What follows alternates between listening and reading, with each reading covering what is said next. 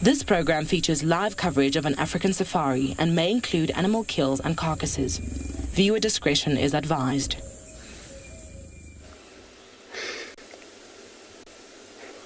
Good morning, everybody. Welcome this morning to Djuma Game Reserve, where we're looking at the beautiful Impalas. It's what a way of a start. Early this morning, just to get to see what they're about, and this is how we're going to rely on animals just in order to find the cats this morning. So, jump aboard to your very own live safari through the African bush.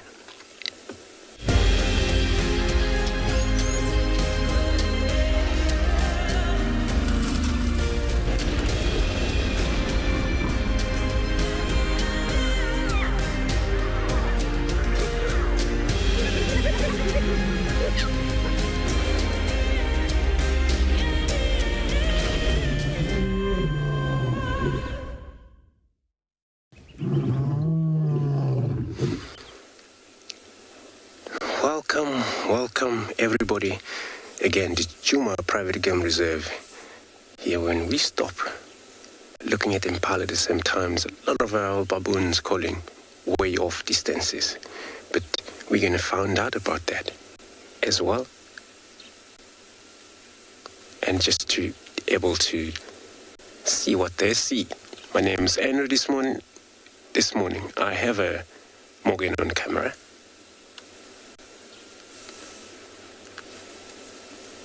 The Impala is also listening around.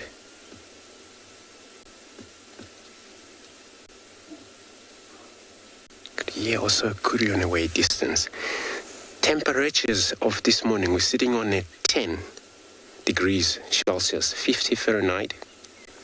Remember, everybody, we're coming to you live from this location, so more than welcome to send your question through #WildEarth on Twitter, as well as at FC on YouTube channel. But also, if you are under the age of 18, you can still send us an email on kidsquestions@wildearth.tv. But also simple if you go register on WildEarth, a website, and head over to the live safari page, and then you can submit your question there. And we'll take them, answer them for you live. And they have fluffy this antelope as well, probably because it's still morning. So myself, I'll be checking what the baboons are calling about. And I have a Trishal on the side as well, looking around. And then Tswalu again, Johan also, he's mobile, or he will be mobile. Nick and Ngala also, they will be probably joining us as well, so in order to help each other find the animal.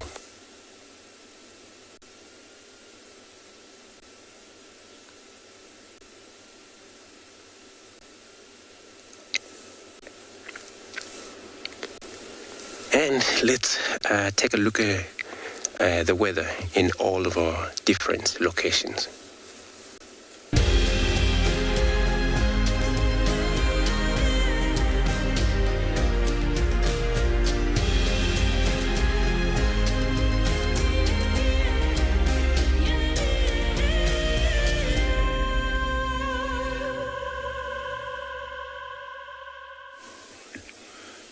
Good morning and welcome to andBeyond in Ngala, everybody, and look at the stunning scene that we have managed to arrive at this morning. And if you look right at the top of that dead tree, you'll see we've got a lone vulture who has just recently popped his head out. It was tucked away inside his shoulders and feathers because it is rather brisk this morning. And I think he's probably going to be up there for a good another hour before he gets airborne and starts to look for some food this morning. My name is Nick, and behind camera we've got Odie this morning. And as mentioned, it is rather cold today, but it is stunning. Birds are starting to call, and really is a beautiful morning we decided to stop at this vulture just because it was the first thing that we managed to find this morning.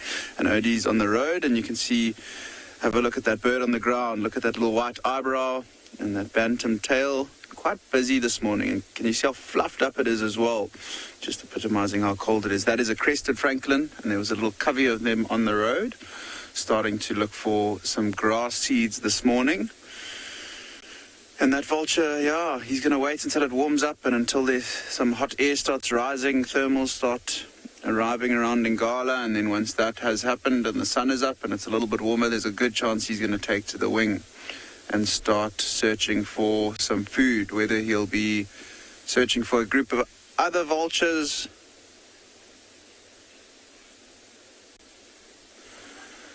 Bobby Blue, it's not uncommon, but it's also not common. At Ngala, along the Timbawati River, we've got a lot of really good big trees that these whiteback vultures and hooded vultures actually nest in. And I think this particular one, maybe last night as it was getting to sunset, was sort of looking for a spot to roost. And you do find them around the property roosting singly like this. Sometimes in pairs, but usually around the nesting site when they are in pairs. And then obviously in their copious numbers around the bigger carcasses that we sometimes find on the property. Crested franklin's definitely one of my favorite ground birds that we see on Ngala, and one that's often overlooked because they are so common. You can see these four are quite brave, coming right up to our vehicle this morning. I think it's just because we've been sitting here for a good 5-6 minutes, vehicle switched off, haven't moved it, so they feel quite comfortable coming towards the car. Hopefully they don't go underneath, but I'm sure once they get right to the front of the bonnet, they'll then move around the car. So I think what we're going to do this morning, our plan, we're going to take a bumble around Ngala and see what presents itself and what we can find. And I think what we'll do is we'll head to the last position of the Pride of Lions with the cubs from yesterday and see if we can find some tracks and can't find them. But for now, we're going to send you over to Trishala, who is going to give an introduction for the morning.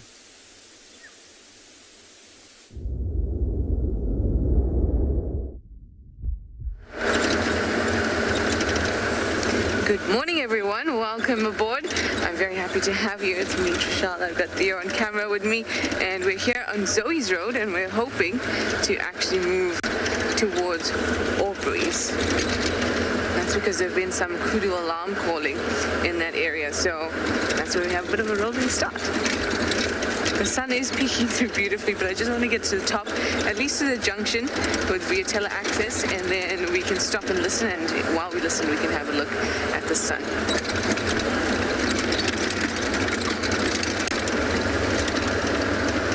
Kudu alarm calls are so reliable, so I'm really hoping that we'll see something special first thing in the morning.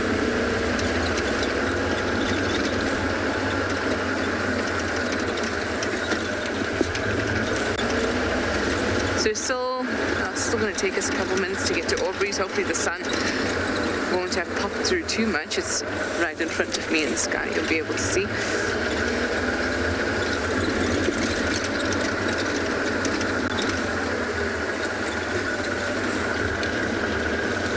Okay. We're just going to listen here for a moment. You can have a look at that lovely sun there. So we're just going to stop and listen here. Hopefully we'll hear those alarm calls. But we have a quick glimpse of the sun first. Beautiful. All right, off we go.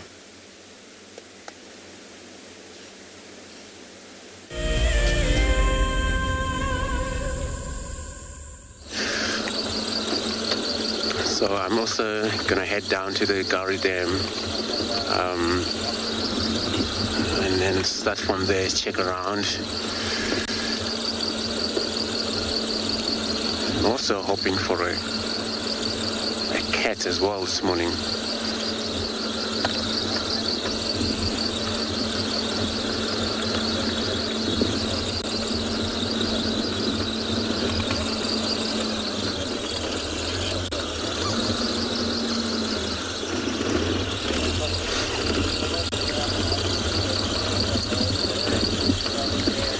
Won't be much drinking there because it's still cold. But to check, it's really worth it.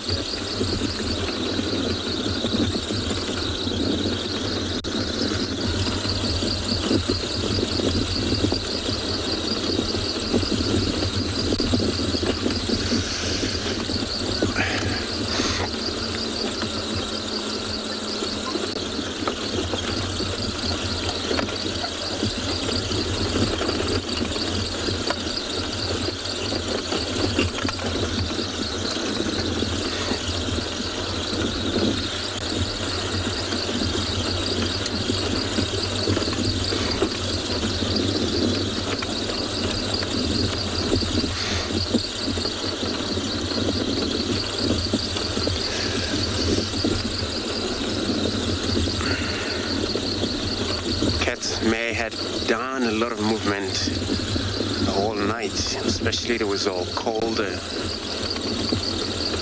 overall night.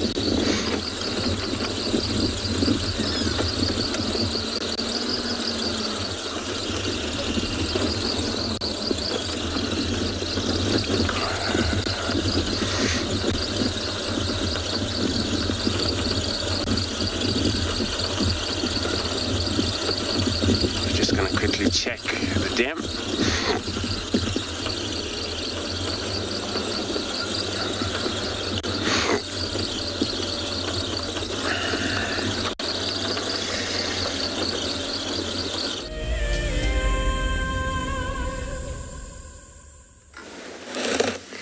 So we're here on Albury's Road now, just stopping to listen for a little bit.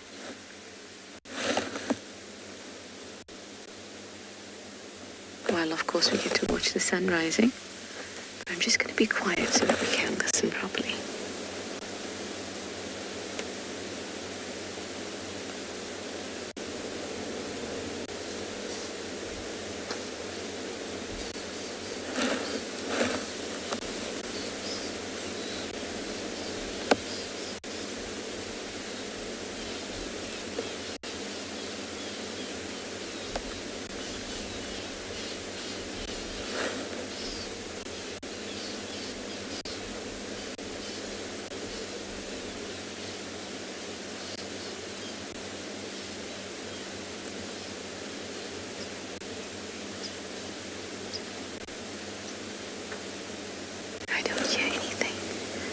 But I did see some Impala a little further south, so if anything's moved, we have those Impala to alert us. And let's keep on moving to the top of the road.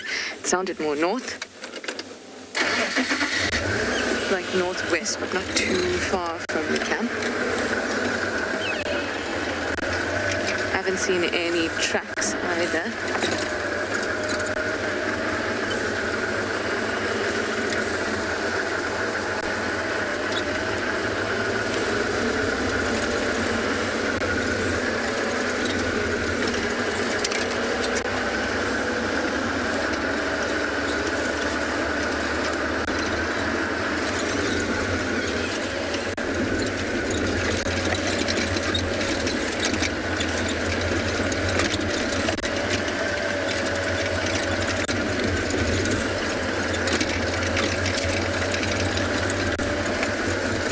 Jamie, good morning. You'd like to know if kudu alarm calls are the most reliable? Certainly for me, and it is a general consensus that kudu alarm calls are most reliable, but the other animals that have quite reliable alarm calls are other large antelope like Ngala, bushbuck too, actually, even though they're not as large, and monkeys and baboons.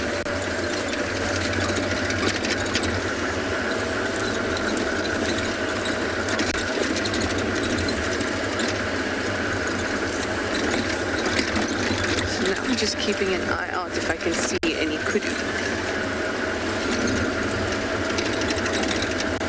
I mean, from that distance, it could have also been a Ngala, but the kudu is quite recognizable. It's a really deep bark, and it just echoes. It's strong.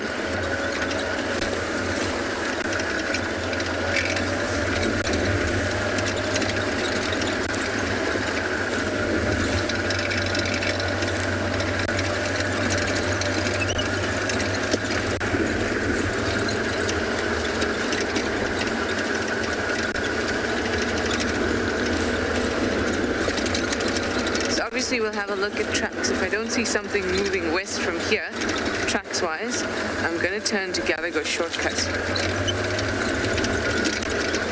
Because it's possible that the sound could have come from there too. Obviously, it's difficult to pinpoint which road exactly the sound comes from. You could just kind of say northwest-ish. Or at most, came from the north or south, east or west.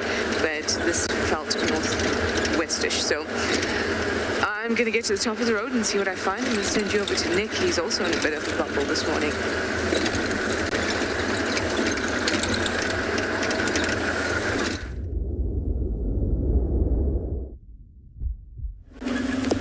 All right, everyone. So as you can see, we are slowly driving along one of the roads on the northern banks of the Timbavati River, just onto our left-hand side, and still making our way towards where those lions with the youngsters were left yesterday.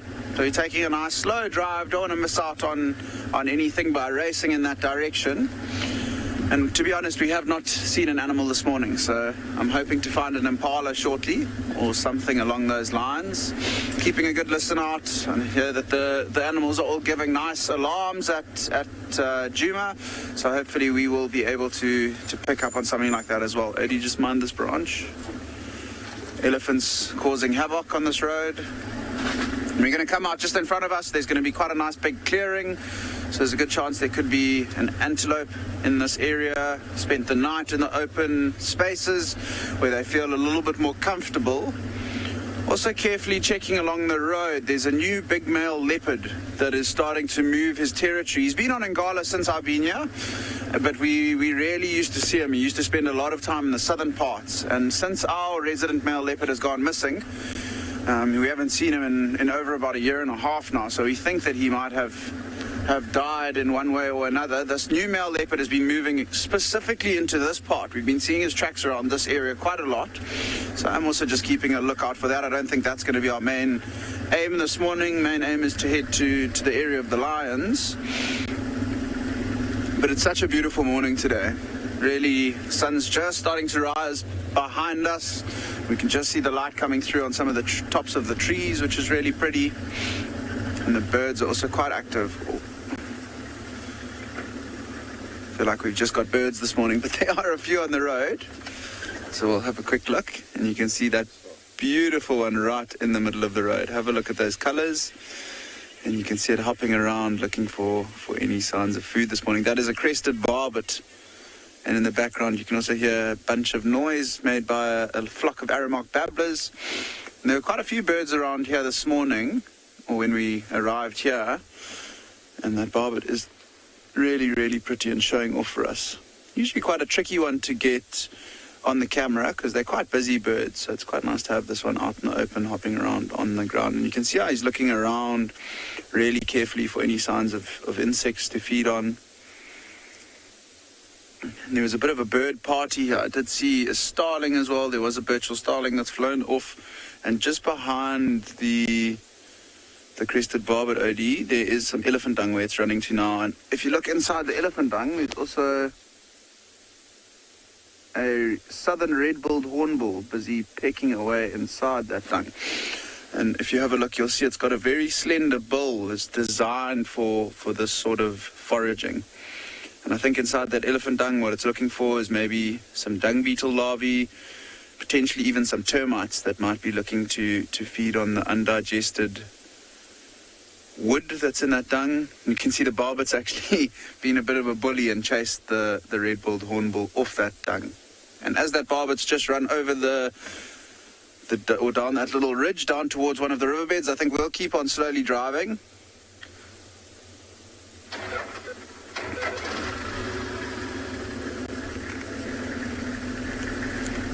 So, Veronica, I don't think that birds do get more feathers in winter.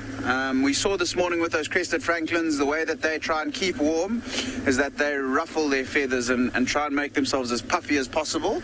And I think by doing that, they're able to keep a little bit of warmth between their body and their feathers, and that's how they tend to stay warmer in winter. So I don't think that they get new feathers. I could be wrong, but I don't think so. This absolutely stunning little drainage line that we've just crossed through, one of my favorite ones on the property. I was driving it about 5 days ago and I got halfway down it, and then there was a huge jackleberry tree that elephants had pushed over, so we had to do a really tight little turn within the drainage line and head back in the opposite direction.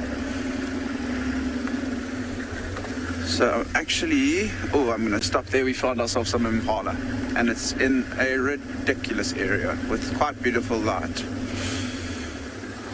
So I'm just going to quickly show you these Impalas, how gorgeous is the light this morning.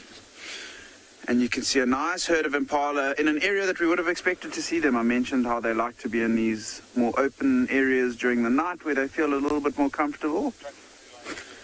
And you can see, I can't really see if there's a big male. All of these Impalas have currently got their heads down, feeding on grass in this clearing. But the light is to die for on them. It is really stunning.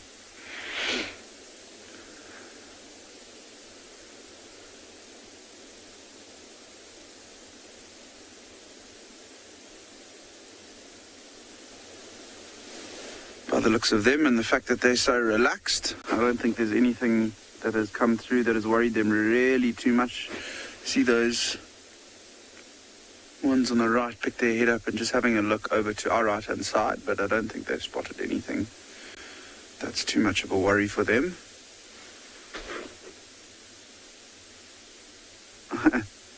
Odie, if you zoom in pretty much straight behind there's an elephant. Oh, all the Impalas picked their head up, and I think they've just heard that elephant. There we go, there it's popping through the trees. Unbelievable how an elephant and an animal of that size was able to hide away from us. It's quite far away.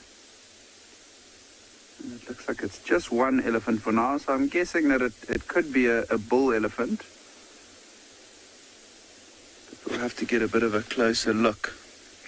See those tusks, and you can see he's also, right now he's just stopped and standing dead still, but probably been feeding the majority of the morning. You can imagine with that thick skin of theirs, they won't tend to get too cold. And have a look at those blackbirds flying around that elephant. It looks like there's 3 or 4 of them. And if you watch carefully, they might come and do it again. But it looks like a couple of fork-tailed drongos that are busy following this elephant in the hopes that he disturbs some insects that they can then come in and hawk. See that one exactly above his eye now, sitting on that dead tree just in front of him. And how stunning is that tree over to the right of that elephant. Imagine this morning when Odie had got the zoom in on that elephant to have found a leopard lying in the back of the tree. That would have been an epic start.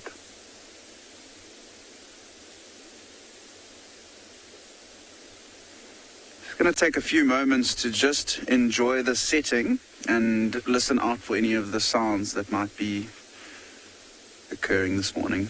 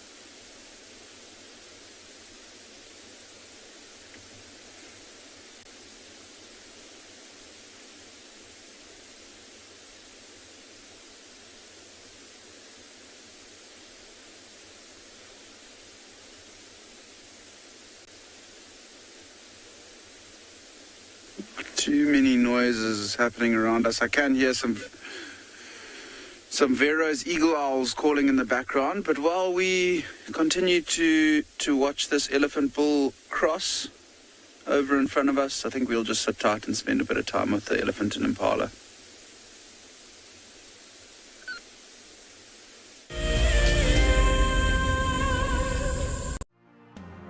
Hello everyone, my name is Elmarie and I'm very excited about this drive. My husband Kleinhan bought me this Ticket to Dream for my birthday as a present because he knows I watch WildEarth all the time. I couldn't be more happy. I've never had such a great present in my life before. If you want to go on safari with a WildEarth guide, whilst honing your bush knowledge and of course featuring in one of our shows, then head over to our website. Okay, my favorite part about WildEarth is the characters, and then of course I love the bush and I love Africa, and just the fact that I can follow every day, that's one of my favorite things. Sign up to be a WildEarth explorer and you could be making your first ever on-screen appearance. Being on a live drive on WildEarth is really great because you can actually now smell the bush, see the animals in real life. You have to really make a plan and just do it. As one of the industry's best and Fagasa Indoors training institutes, NJ Moorfield Guide College produces professional guides of exceptional caliber and gives students from around the world an incredible experience. NJ Moore offers courses to suit all types of interests. The full-length career course results in a Fagasa accredited qualification and the option of a 6-month internship at one of Moore Family Collection's luxury safari lodges. Shorter courses are a great introduction for those considering a career in field guiding or even a life-enriching experience in your gap year. With spaces still available in July, don't miss out on this fantastic opportunity to live your African dream.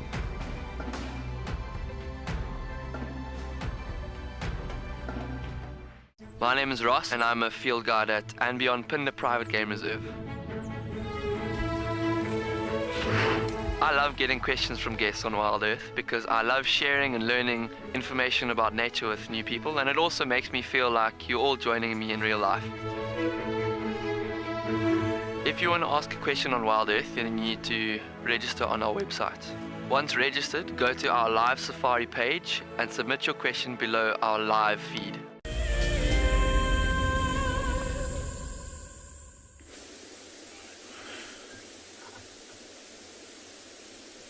So you can see we're still with this young elephant bull, and he's been quite inquisitive, moving straight towards us, and I thought that he was just coming to investigate us. But I did notice that there were tracks of a herd of elephants moving in the direction that he is now moving. But how gorgeous is that light on him? So I think he might be actually trying to follow and find that herd of elephants. You can see his trunk is up and he's busy smelling. So I think that's going to be how he manages to locate them. He is busy moving around the back of our vehicle now, so we might have to quickly reposition to get another view. So just bear with me for one moment.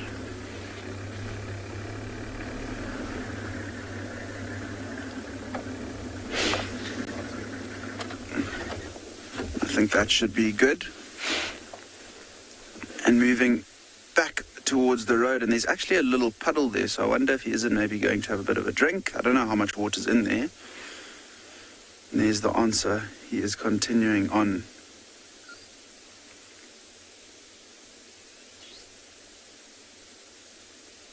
He's stopping to rest his leg there a little bit, shaking his front left leg from side to side. And also take note of how he's making use of the road to move from A to B.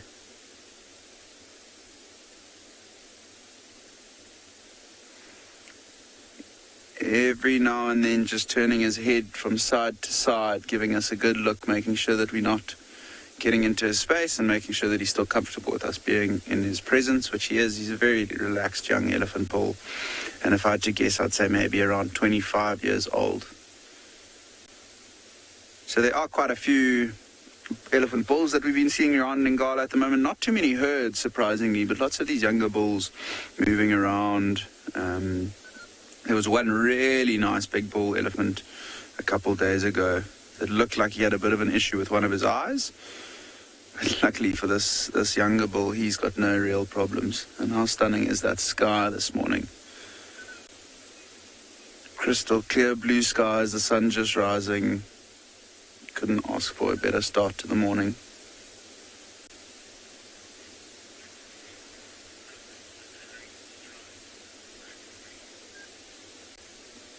Couldn't agree with you more, Critter Freak. Stride of him is is quite amazing. And my favorite thing with an elephant, especially if it's a bull elephant walking away from you like this, because usually the herd's a little bit more either nervous of the vehicle, or when they're comfortable moving around the car, then they're not worried at all. But a bull elephant on his own, you can imagine he's got to keep a lookout all for himself. So that when he's moving away, and then every now and then he'll take a bit of a wider turn, just so that he makes sure he can have a look back towards the vehicle. But you can clearly see trunk up, sniffing, wasn't sniffing us. So I think he really is trying to find this herd of elephants that moved through here at some stage last night. He's not really at the age where he's looking to mate with them, but often these bull elephants just search for the herds, go and investigate them, sniff around, interact with them a little bit, and then move on afterwards. But he has now disappeared behind the bush. So I think while that elephant's on the move, we'll also get on the move towards that area where those lions were. And we're also going to send you back to Trish, who's also busy driving around.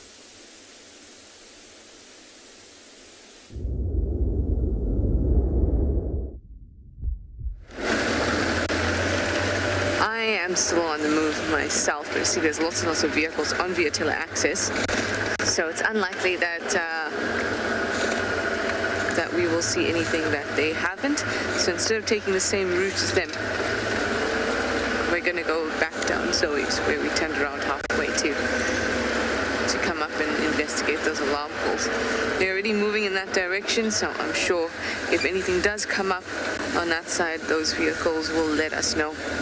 Again, it comes down to that we want to cover different areas so that we can all help each other. So us all being in one side, on one side of the reserve. Well, there's plenty of things going on the other ends. So let me go south.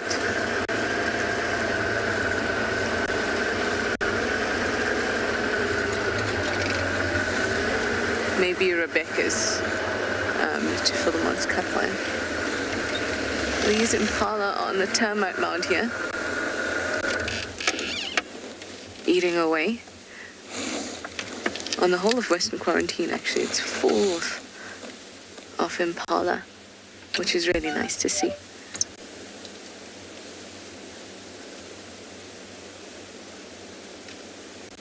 On the termite mound, remember, really nice, nutritious vegetation.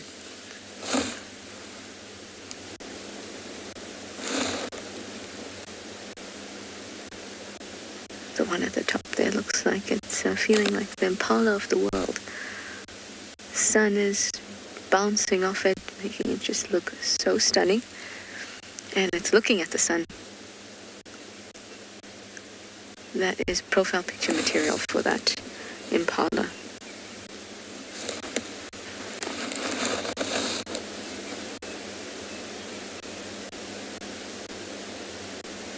With so many herds around, I was hoping that I would hear more alarm calls. There were herds up the north, down here,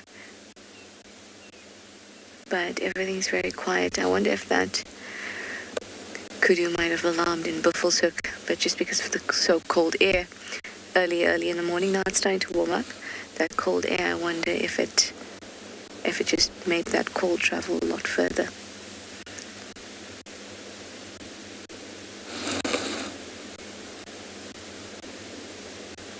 Alright, let's get moving in a bit.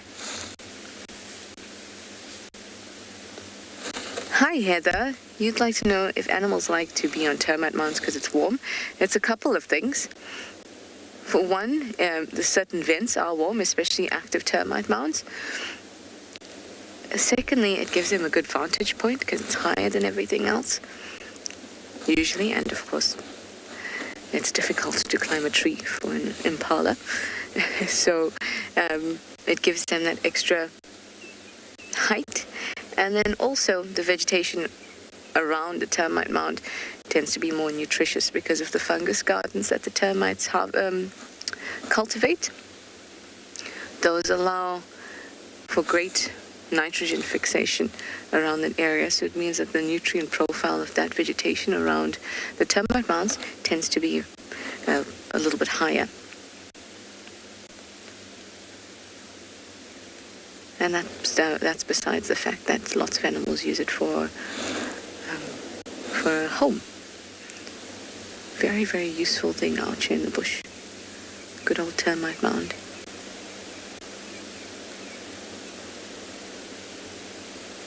Still don't hear anything. So let's continue further south. We'll take Rebecca's down to about Treehouse Dam, and we'll have a look if we find anything interesting there. Or hear anything interesting.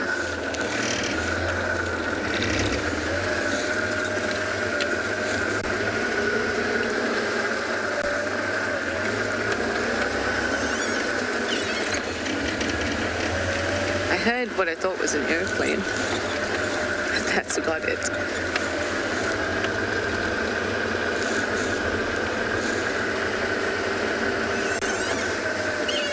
The air is really warming up now. Off the ground. You can still feel the cool air in the dips, but up here you can feel the warmth in the air.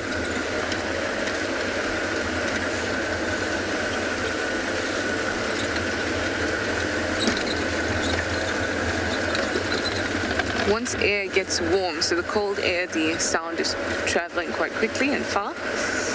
But when warm air comes into the mix, the warm air bends the sound waves upwards, and so it dissipates up. But when there's cold air all around, then instead of just bending upwards,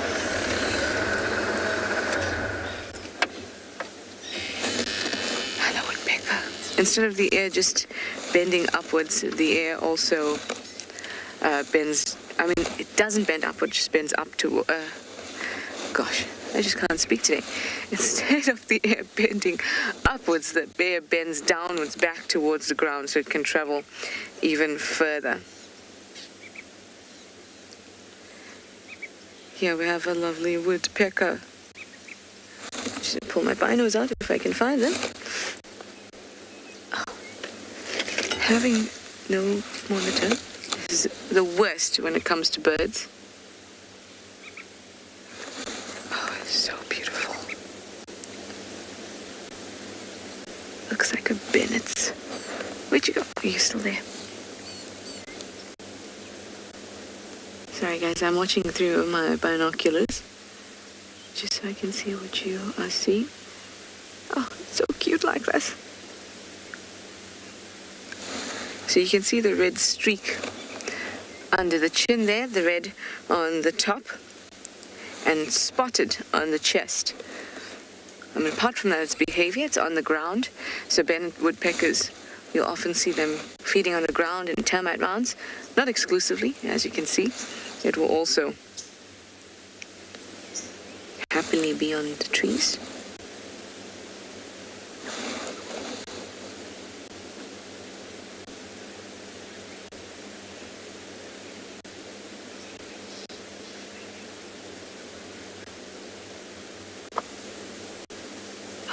Watching woodpeckers.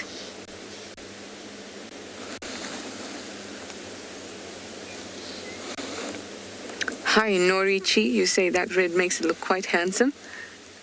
Absolutely. That red is so striking, and it's a very, very deep red as well. It looks really nice. Very, very handsome.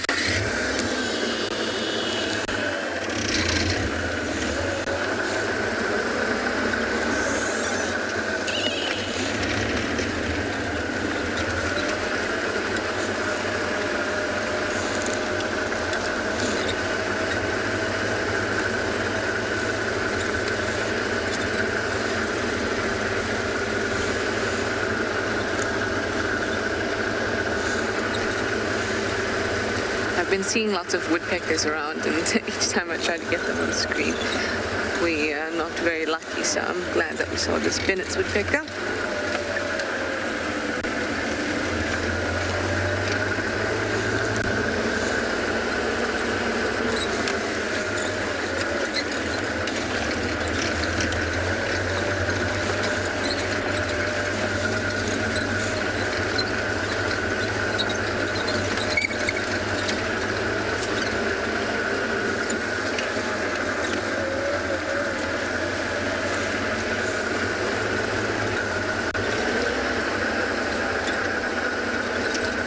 very, very, really beautiful morning, nice and clear. So I'm just enjoying myself and relaxing. I like the little hype we get, when we hear an alarm call, but it's died down now. And I'm going to just continue moving to the south and towards Treehouse Dam.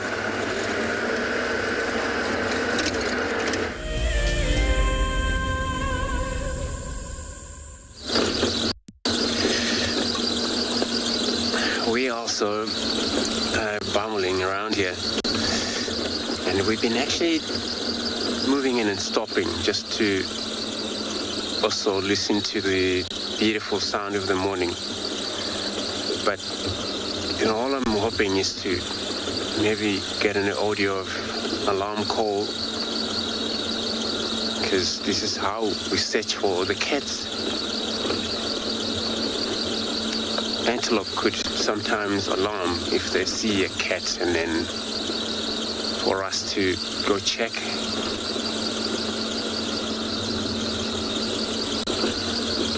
Once we heard those alarm calls.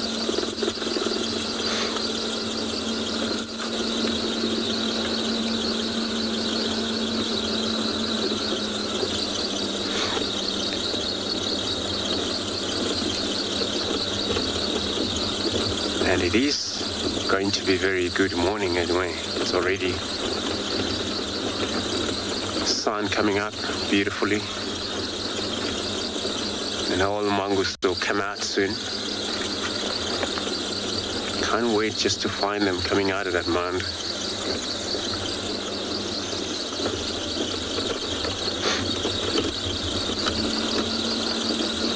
See how they warm up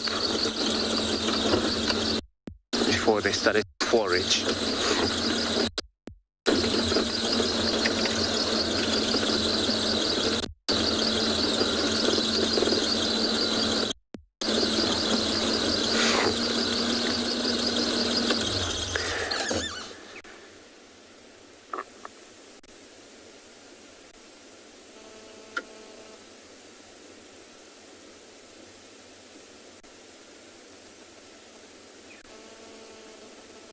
Just so beautiful morning. Yeah, we stop just to see if we can listen to whatever we could hear.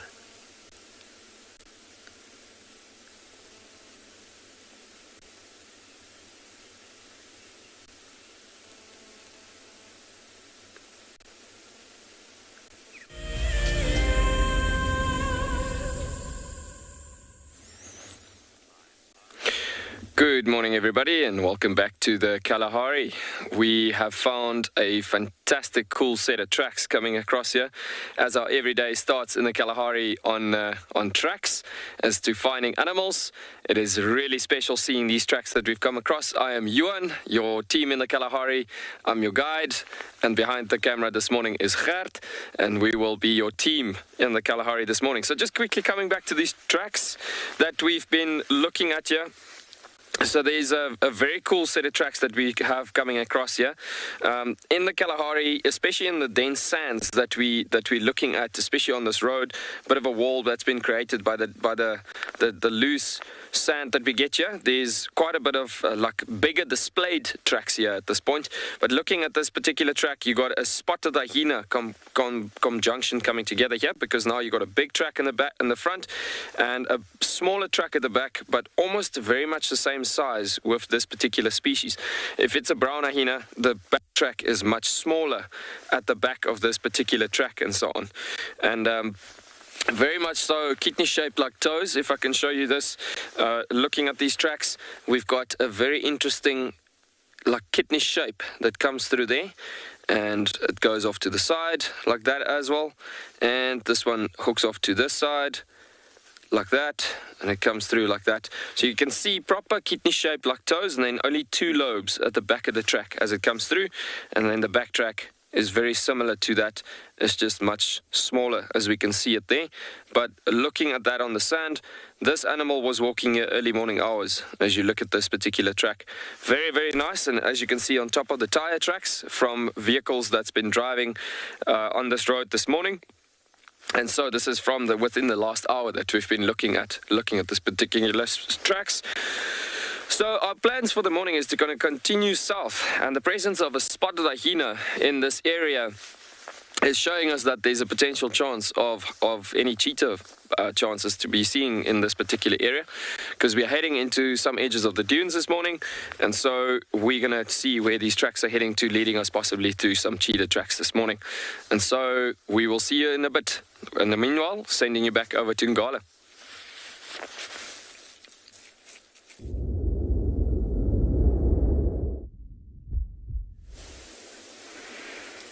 So have a look at what we've managed to find. It is very tricky to see it, but if you look in the center of the picture, there is a little bit of a color change, and we have managed to find one of the older lionesses of the pride that we were searching for this morning.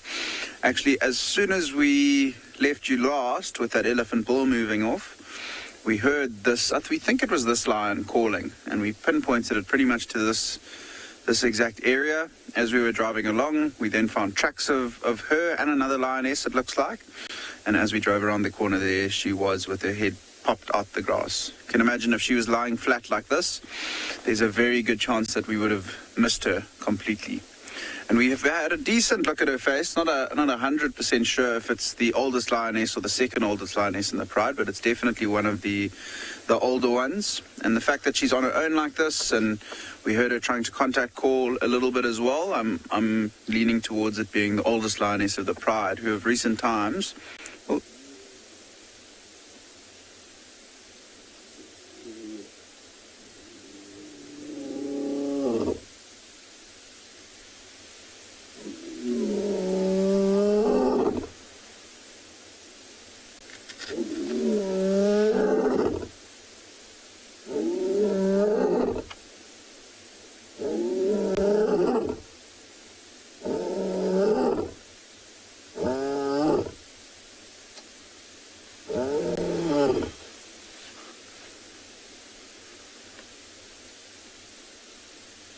Oh, that was a treat from this lioness lying in the grass. It was unbelievable how that sound echoed in the drainage line that's running sort of on the other side of her from left to right. And who says that lionesses can't roar loud?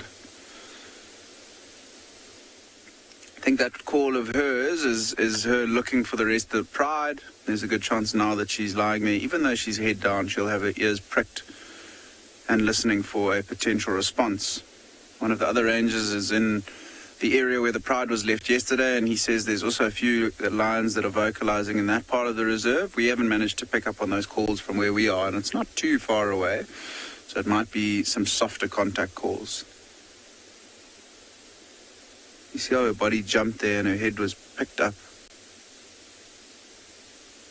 Obviously very difficult to see through the grass, but her ears look like they're pricked up, and she's listening quite carefully now.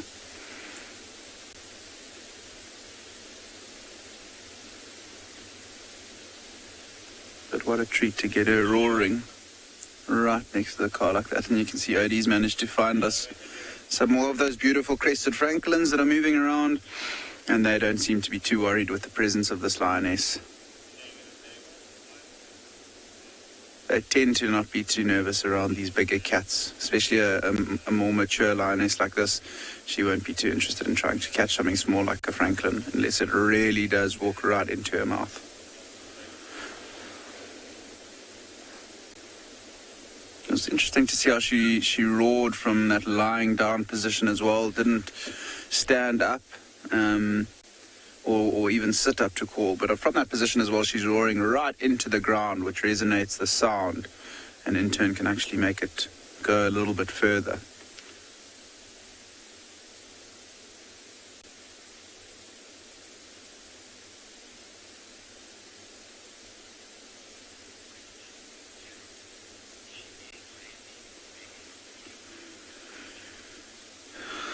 Gerald, so she's doing what lions do best, sleep. So to an extent she is being a little bit lazy, but there's a good chance that she was moving around. The fact that she's on her own, she was moving around all night last night looking for some of the other members of the pride, and it's got to the stage in the morning where the sun's now come up and she's probably hasn't had any luck. So she's, there's her head's up, nose up. she's probably just deciding that she's going to call it a day for now. Probably where she's lying now, she's in the sun, so it is nice and warm for her. And being one of the older lionesses of the pride, if it is the one I'm thinking about, there's a good chance that she's struggling to keep up with the pride.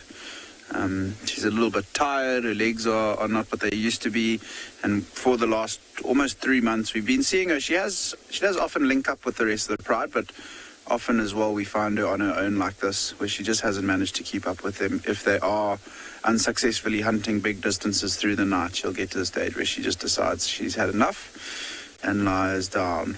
But I definitely think that she is in search of the rest of the members, not as intent as some of the younger lionesses would be if they were searching. I think if there were young lionesses here looking for other lions, they would still be moving, they'd still be searching, but she's experienced and she probably knows by this time in the morning if there's no lions responding to her and she doesn't have a good scent of where some of the other lions might be. It's a chance for her to just lie down and rest.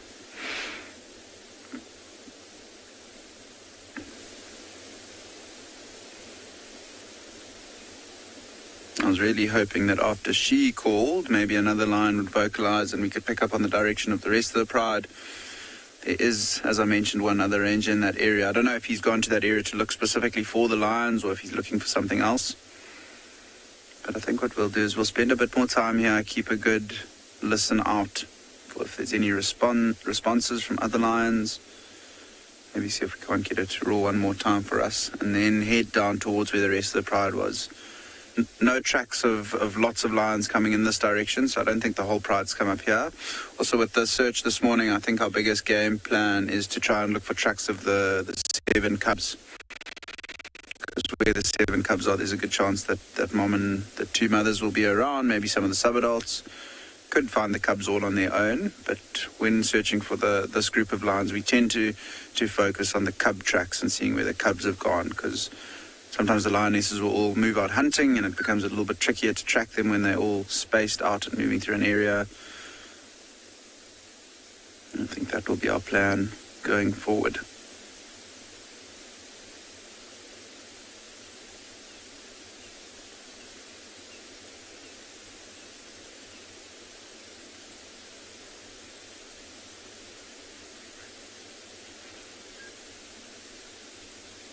I think we'll sit tight here for another few minutes, just wait to see if we can't hear any other lions roaring, and then we'll leave this old lioness to be for the rest of the morning and start searching for the rest of the pride. Hopefully the youngsters are around as well.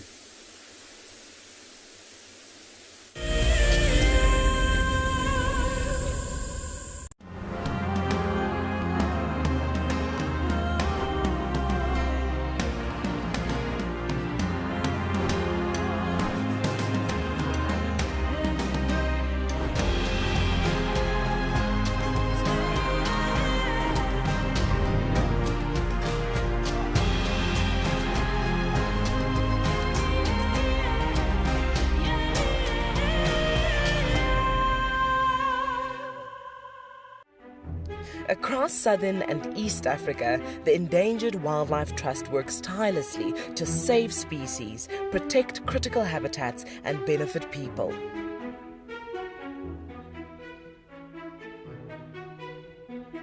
Join the EWT in returning wildlife to the wild. Go to ewt.org.za to find out more and follow our socials to see how you can get involved. Protecting forever, together. I love being a cam-up for WildEarth. The animals coming right up close to you, especially like lions. Sometimes you get nervous, but you have to go with the flow. My favorite animal to film is the elephant because of how big it is. But when it's really up close to you, it's one animal that you would say, I really respect you.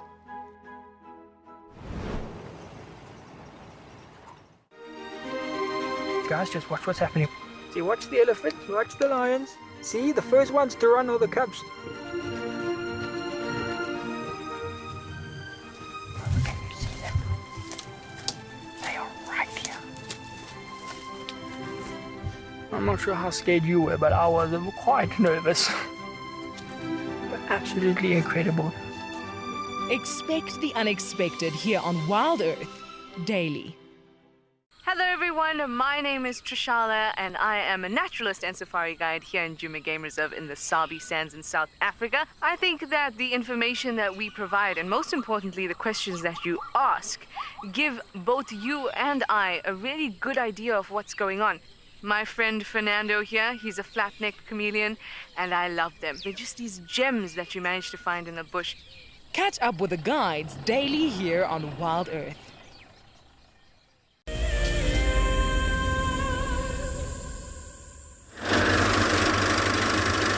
Welcome back, everybody. We just driving down this main road still, where we have had those tracks of that spot of the hyena coming down the road here, and so we haven't had any tracks of cheetah that's been crossing back over this side, but we're slowly but surely working our way down towards a dam in this area that is coming up in front of us, and then we'll cover up towards the dunes, see where we can potentially pick up those awesome tracks of cheetah this morning. But yeah, we still looking. In the meanwhile, I don't know if you guys can see the clouds in the front ground coming up in front and so on. So yesterday evening we were talking about those first cirrostratus to stratus clouds approaching as the front runners of the cold front coming through. Lately we've been having quite a bit of the proper front moving in slowly but surely, and we've been catching up on a strong breeze this morning as there's quite a bit of cold weather coming through lately.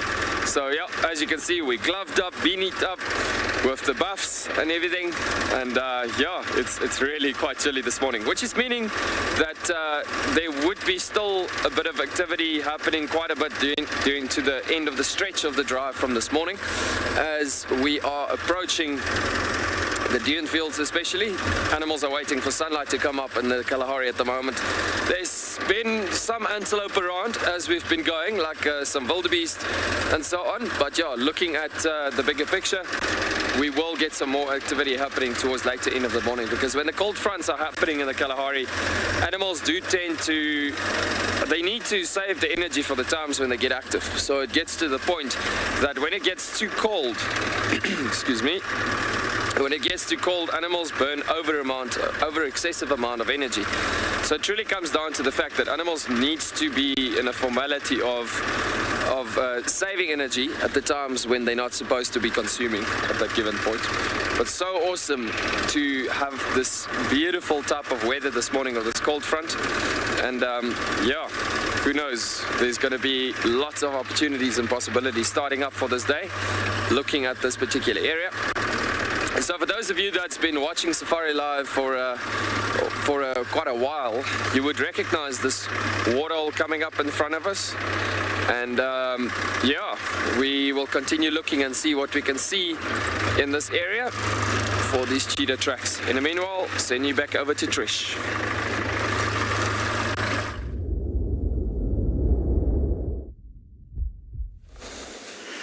We have a nice tawny eagle here at Treehouse Dam. Let's put that lower. It is beautiful in the sun.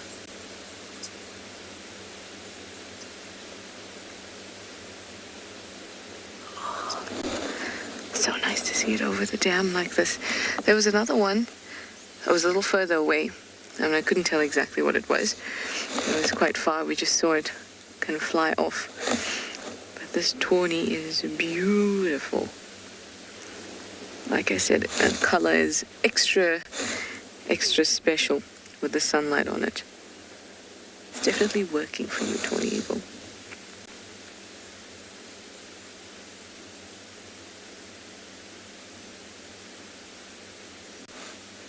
I wonder if that, if it will decide that it would like to hunt here at the dam. It's not terribly unlikely, but also a good indication of a kill being around. But this one seems like it's just trying to warm up.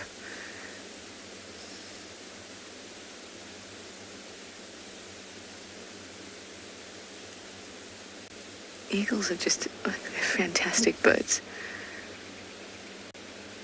Sharp beak, sharp claws, large birds. And those eyes, well, really something. Such a cute senses in that way. Their eyesight particularly. Well, the eyesight of all birds really. But eagles are larger. So they're just given that reputation a little bit more. But if it wanted to here at the dam, though it might be a little bit cold, it could swoop down and take frogs and other small creatures it could find at the edge of the dam. Not terrapin, can't break a terrapin's shell open, but other small creatures. But otherwise, be looking for some small mammals.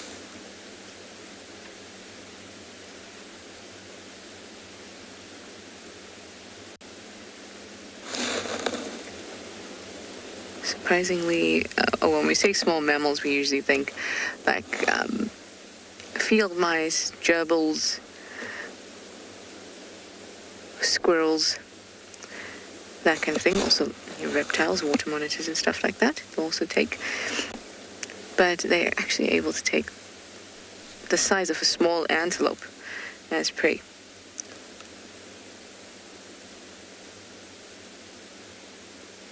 I think that Andrew found that antelope fetus from watching a tawny eagle, I think, yesterday. So that's just testament to how good it can be to just watch them for a little bit, because you might find some other interesting things out in the bush.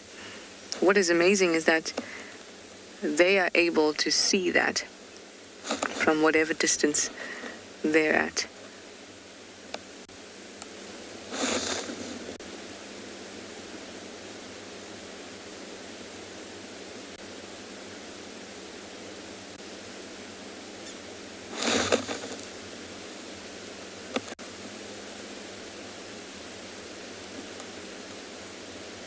Giving itself a bit of a clean. It looks very, very shiny and really nice condition.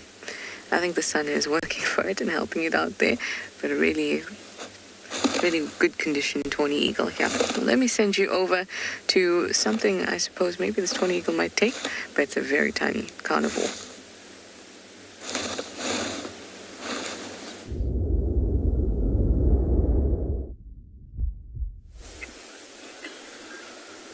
So we've left that lioness, and look what we've managed to find.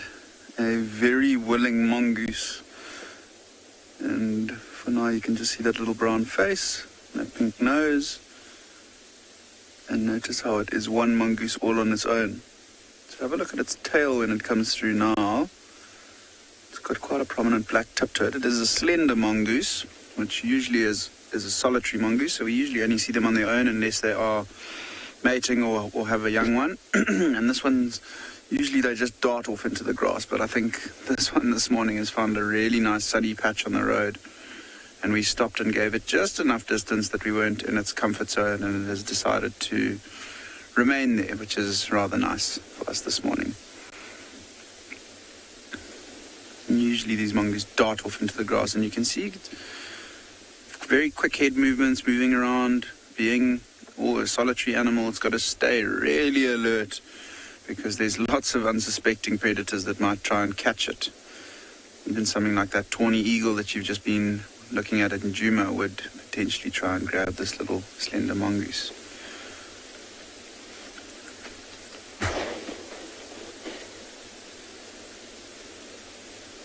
Beautiful light brown, stunning coat on him.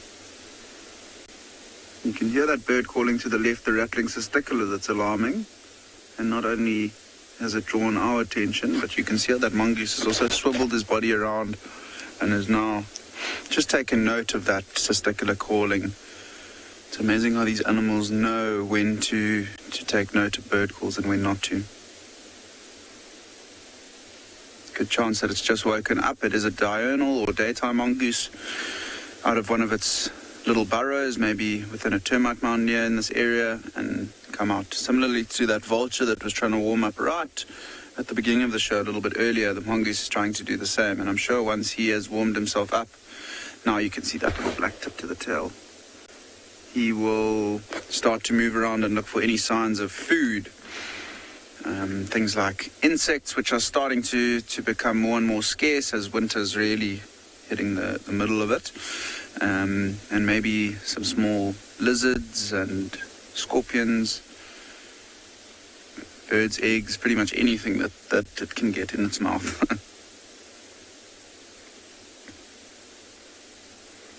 I think that little patch of sun that it is in is saving us from him running away, and it's quite nice to just be able to spend a bit of time and watch something like this smaller slender mongoose. One of the other rangers has managed to find one of the lionesses from the pride, and it looks like it's one of the mothers one of the mothers of the smaller youngsters, and it's moving in a direction that it's heading straight back to where the youngsters were left last night. So I was going to go and join Eric and see if we could catch up with her, but I think we'll wait for his update. There's a good chance that she's going to lead him straight back to where the youngsters are. So I thought we'd just stick with this little mongoose for a little while.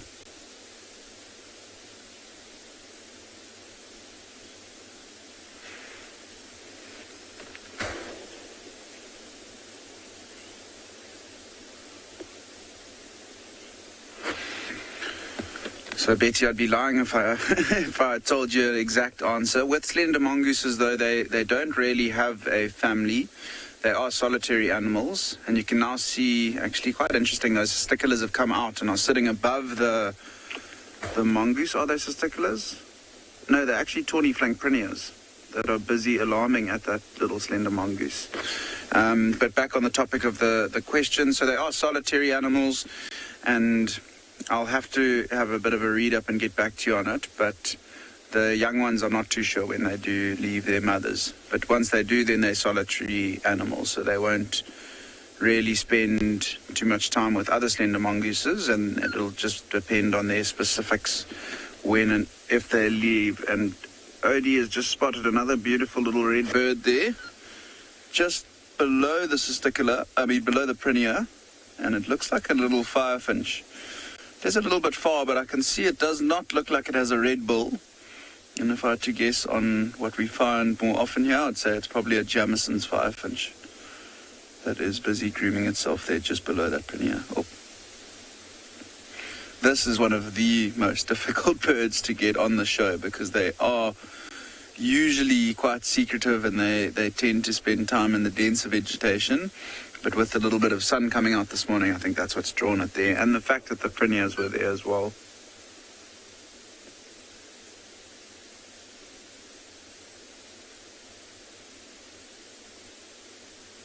It does look like it might be a Jamison's firefinch. You can also hear a few others of them calling around. I'm actually so surprised that little slender mongoose is still in the road as well. It's not often that you can spend such a long period of time with these little secretive creatures.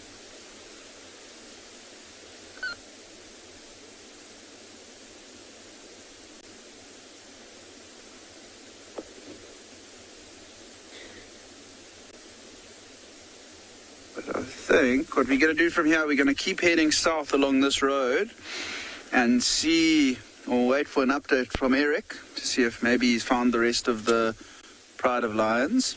And although this mongoose is relaxing there, I think we'll just make a little bit of a slow drive towards it.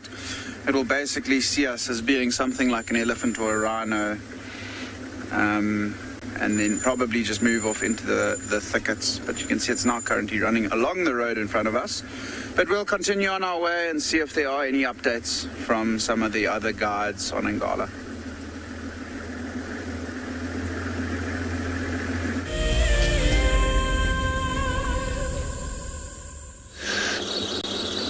So we have been actually mobile driving around, also hoping to see or find lions or leopard this morning, but no tracks. Nothing, so we still continue checking to see if maybe we get lucky before it gets so warm.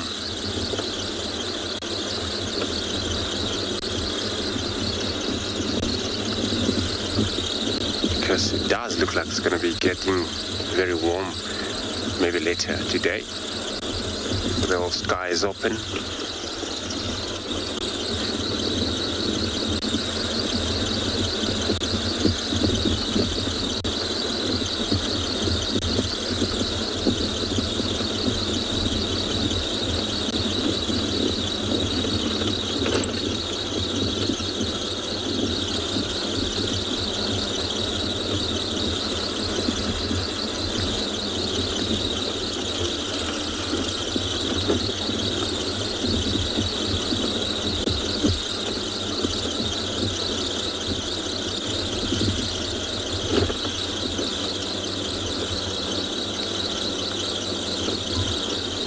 Check the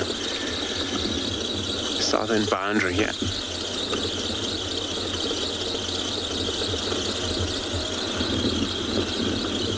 That's Gary, Maine.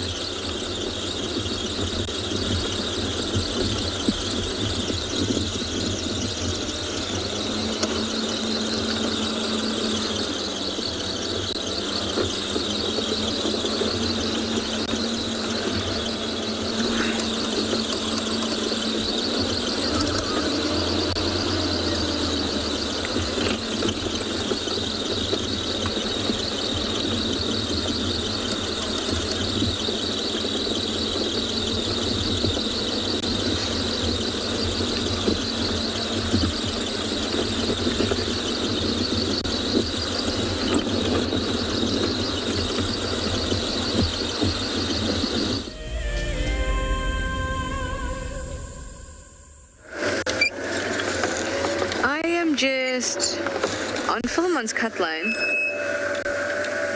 trying to figure out if the tracks that I saw, let's go back. I saw some really nice female leopard tracks going towards the dam now, but they looked better than the ones I saw on the other road.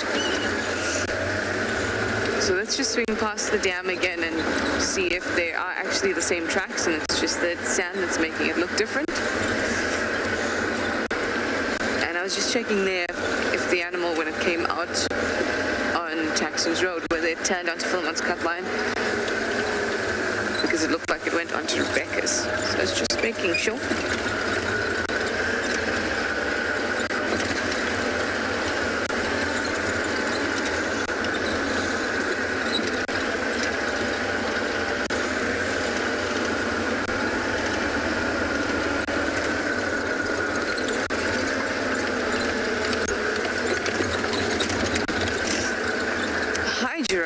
To know if all predators have their eyes on the front of their head. Yes, it's one of those things that characterize their lifestyle.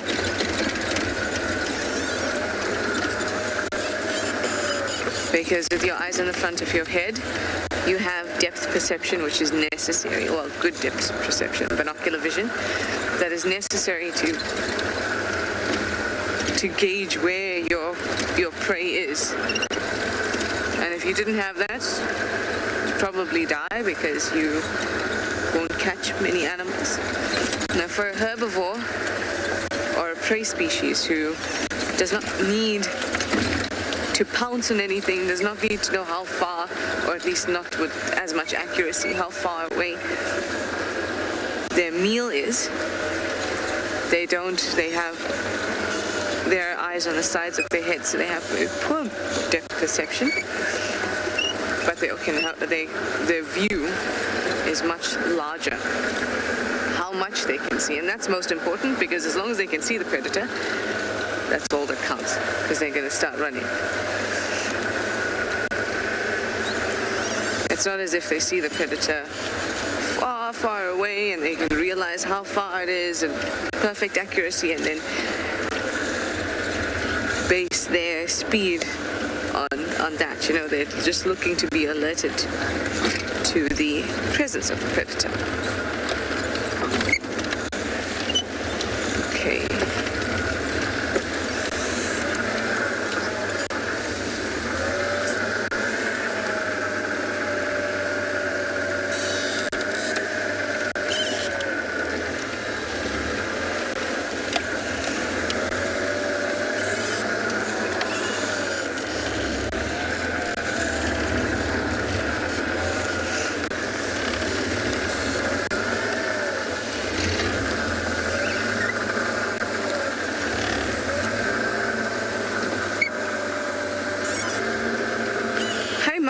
you'd like to know if there's any updates on the hyena den in Little Gowrie. No, except for the other day, I think it was the day that we had Kuchava. Then it was called in as being active with one cub. That's the only update I've got for you.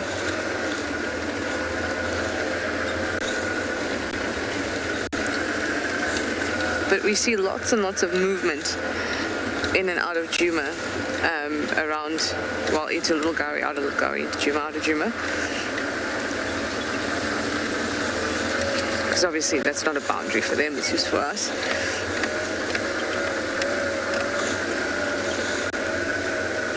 And as the months progress, hopefully we'll see more of them kind of just out and about, you know.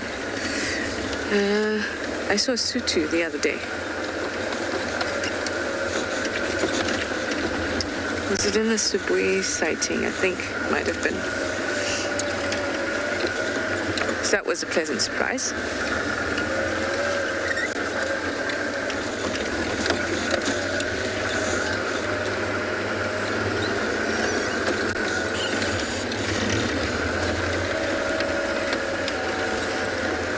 I'm finding it difficult to see the tracks here, so I'm just going to move further down the road. I don't think anyone's checked Philemon's dip today, so I might do that because I haven't seen the tracks come out on Cutline, come down Rebecca's. So that's the plan, and I'm going to send you over to Joanna at Tswalu. It's also in a bit of a bumble.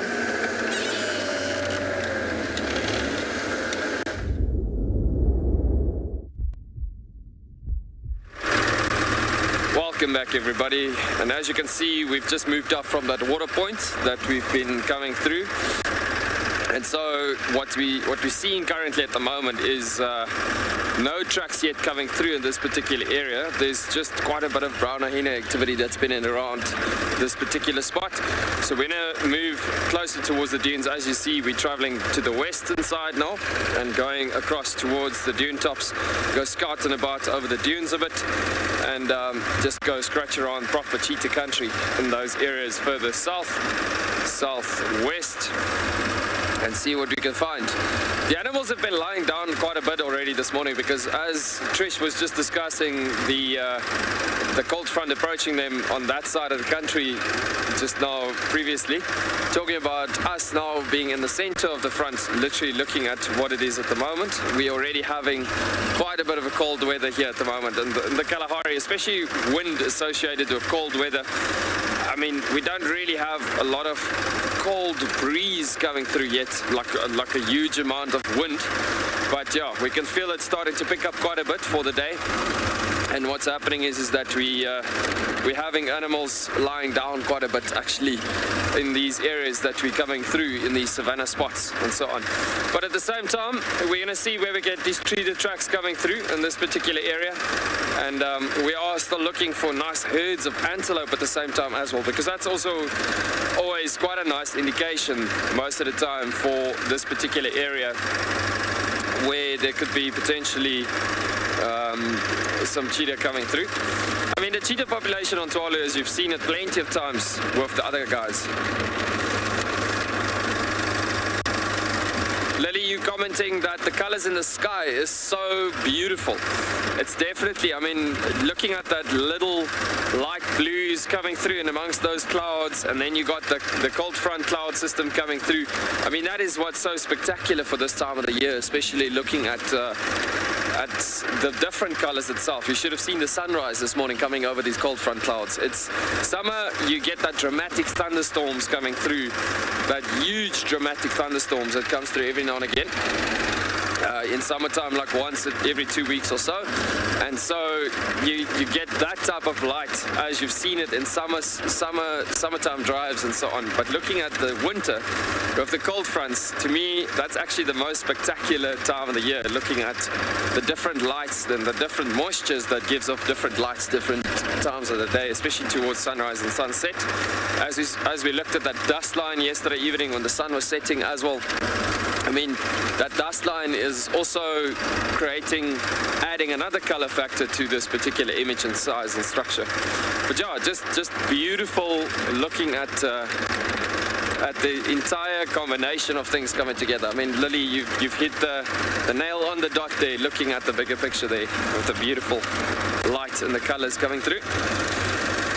Yeah, so we're going to turn here slowly but surely, going a bit south and then further west, and see what we can find. We haven't had any tracks as of yet, as I've been telling you, and so we're going to continue. The thing is, we got to keep on going. And the Kalahari, because you've got, especially on Tswalu, being such a large property and such a huge, vast area, I mean, you could literally start in anywhere, in any place, specifically on the dunes in the early morning, looking at the first potential fresh tracks that you can pick up, and then obviously stick with those tracks. That's the ones you need to deal with.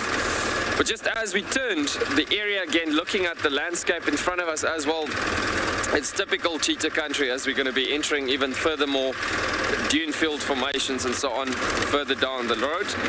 And yeah, the chances are going to get higher, even higher, the further we going deeper into the dunes and see what we can get. But I mean, just so beautiful.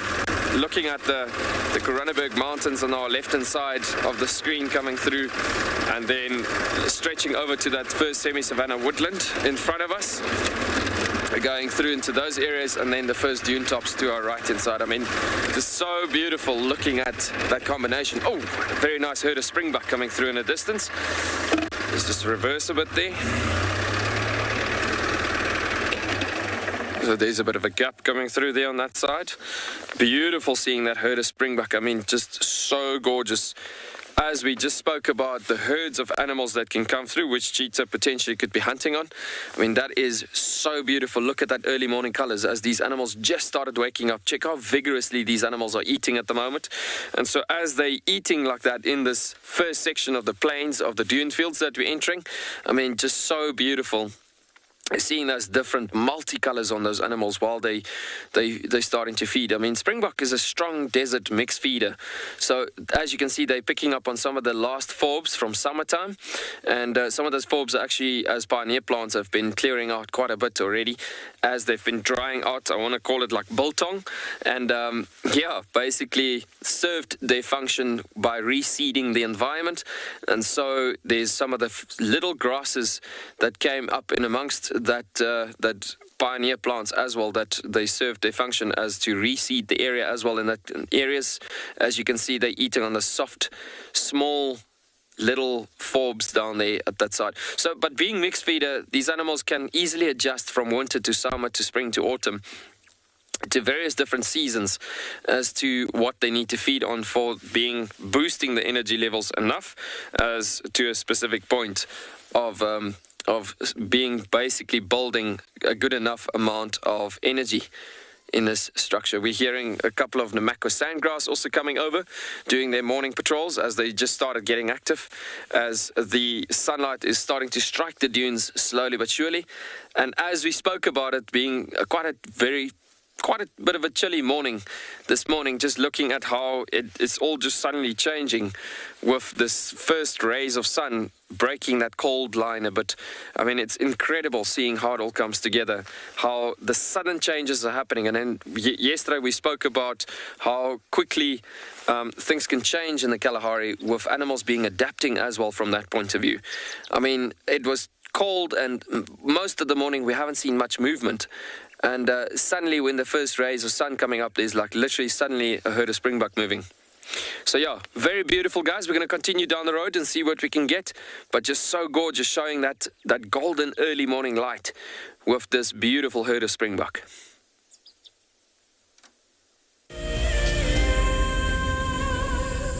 The annual Safari Guide of the Year competition aims to create awareness for those men and women who dedicate their lives to tourism and wildlife. This year's event will be held at Marataba, a breathtaking privately managed section of the Marakele National Park in South Africa's Limpopo province. In celebration of this, WildEarth and Marataba Luxury Lodges are offering all explorers a chance to win a 3-night stay at Marataba Safari Lodge for you and a friend. In addition to a spectacular spectacular land-based safari, Maritaba luxury lodges offer an opportunity for guests to cruise peacefully along the Matlabas River, watching the animals as they drink and wallow. The lodge offers you a chance to lie by the pool or enjoy a spa treatment, and one night could be spent sleeping out under the stars in a luxurious treehouse. Sign up to be a WildEarth explorer before the 30th of June, and it could be you heading off on a long-awaited getaway. WildEarth Explorers, it's in your nature.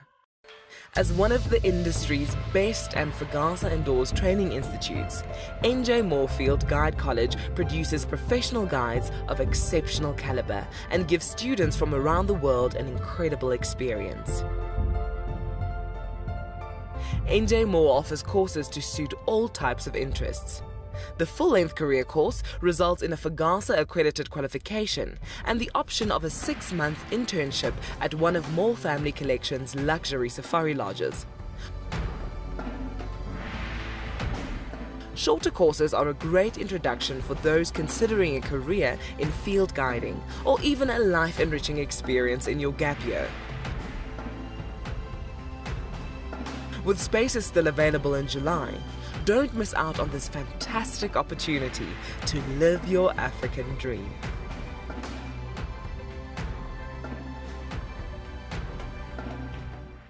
My name is Lauren and I'm currently working in Djuma Private Game Reserve here in South Africa. I love answering your questions during the live safaris. It's my favorite part. It feels like you're on the vehicle with me and I'm able to teach you exactly what you want to know. If you want to ask a question on WildEarth, then you need to register on our website. Once registered, you must go to the live safari page and ask your question below the live feed.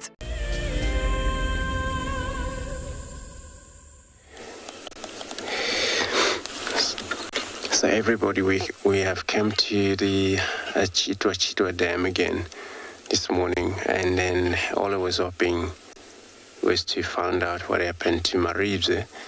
And since he was left in one of those trees with his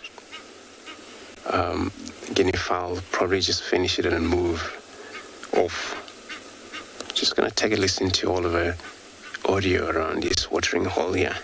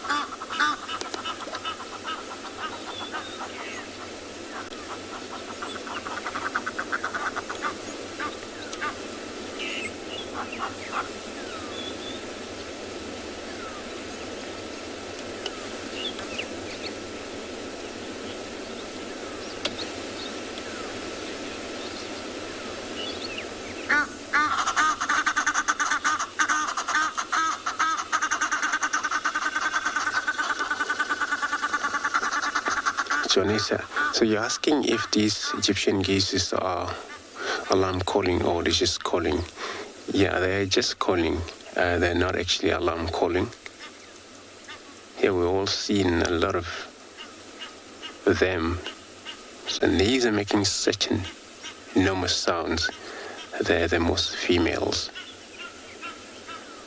The male, they would just hissing sound pretty much, and they don't actually honk.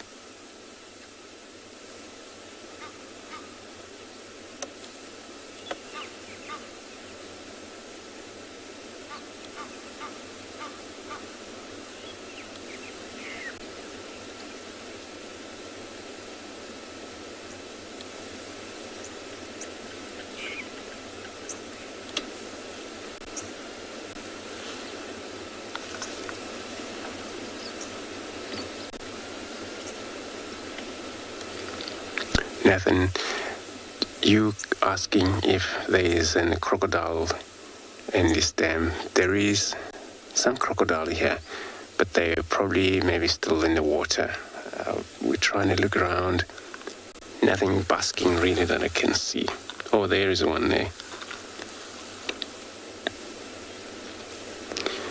And then it's so far from the rest of that. We actually seen hippo as well here. In this very dam, so many of hippo, but that crocodile isolated, basking, because the sun's coming out, you know.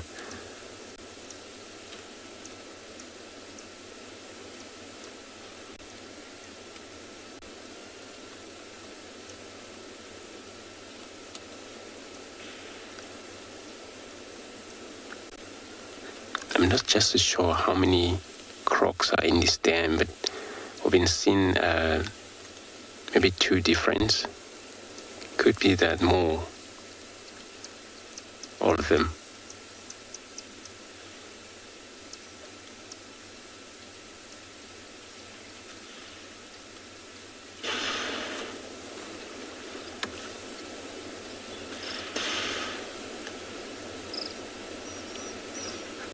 The young one, they're rolling on top of their mommy like that.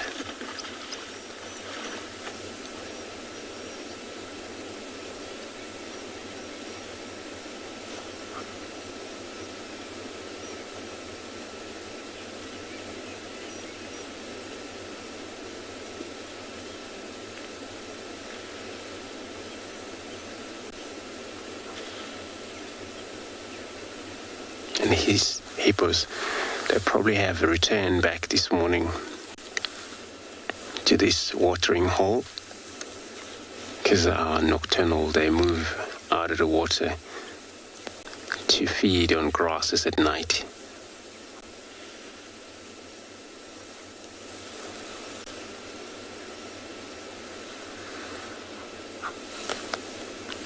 So I'm going to probably stick around here, and I'm be sending you across to Trish.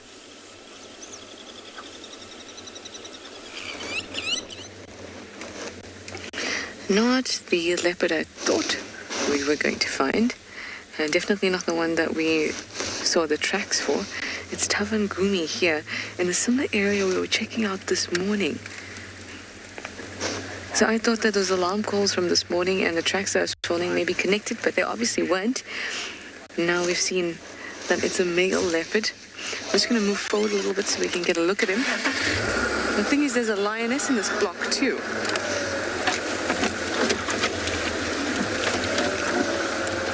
So we heard them calling in the lioness, and we moved this way. And there's a kill somewhere, probably under just that tree there, that the lioness was dragging. It's always amazing when the most unexpected things happen. I honestly just did not expect there to be a lioness.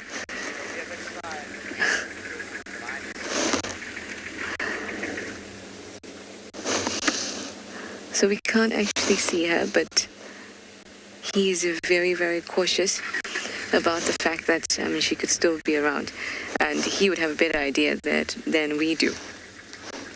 about where exactly the lioness is.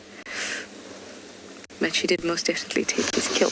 As they moved into this block, lost her. Sherman, he was following her, dragging his kill.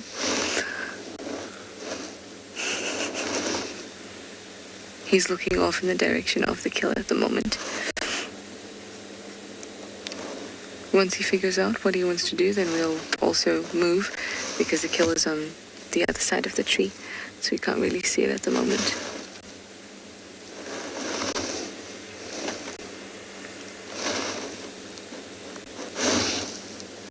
Look how cautious he is.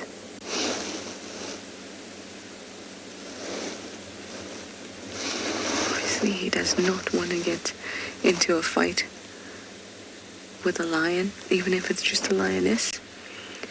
No, definitely not. He's so still, just staring in this direction. I'm just gonna have a quick look around. I don't see any movement, but the grass is that perfect color for the lioness. Oh, bit of backtracking.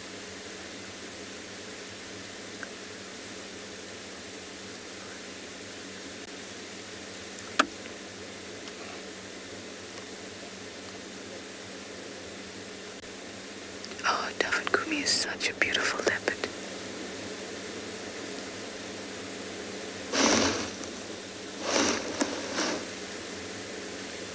Now off he goes.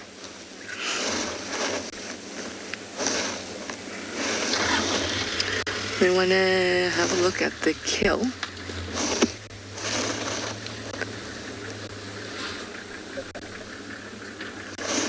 So we'll turn around just now. She's a little tight to move at the moment, but the other vehicle is leaving.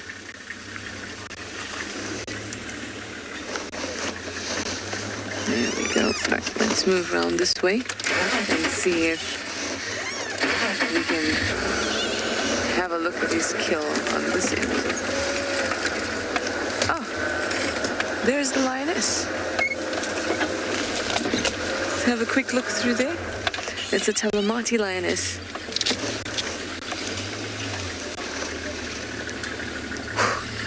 No wonder he was so nervous. She's so flat here.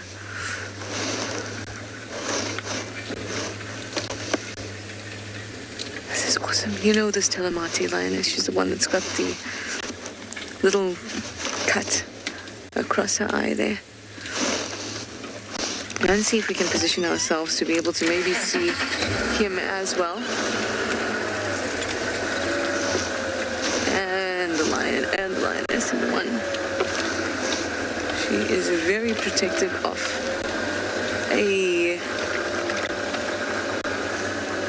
Can't quite see what that kill is. Maybe a Ngala or a little kudu. Let's have a look. Like a kudu.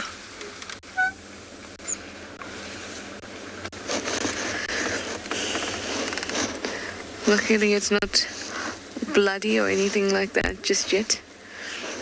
This doesn't look terrible. He's gonna, I reckon he'll just try and hang around. He's still about, I can see the other vehicle stopping, so they must be looking at him.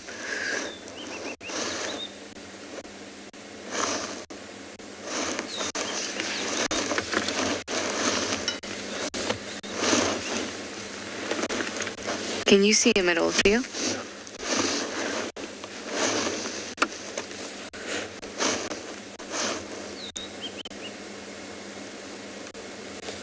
This is amazing. This poor lioness is the one that's been separated from the Talamatis for a few days. And she's gotten herself her very own kudu. And with not much effort.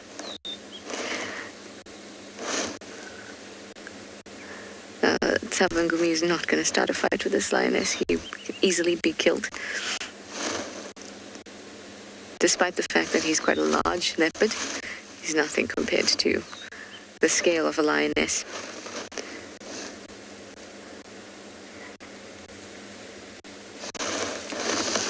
I hope it's only a matter of time until other predators... Exactly. Hi, David. That's exactly what I was going to say. I was going to say it's a matter of time, just a matter of time, I hope, until the hyenas come through and other predators. Well, other predators in the sense of hyenas, and that's exactly what David asked, if I think that hyenas will come through. I do. And then we could have a trio of predators, watching them interact, and ooh, I love that stuff.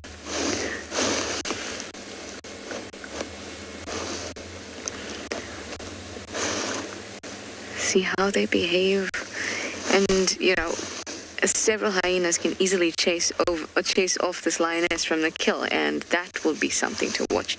Say 4 to 6 hyenas come through, she can be chased off this kill, and once she's chased off this kill, what will Tavan Groovy do?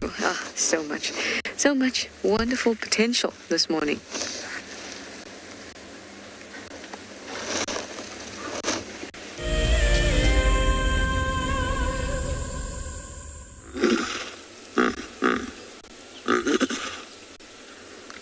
Still sitting here very well with our beautiful hippos inside the water.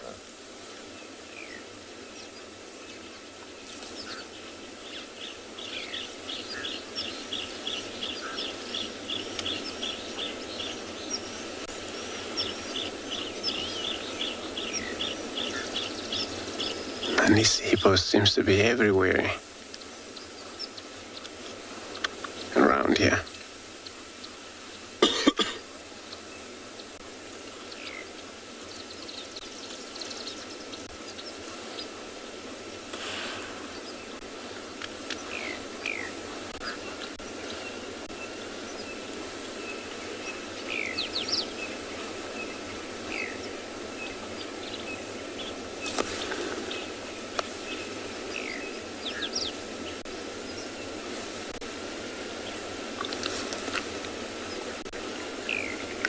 I will be spending the whole day light in the water.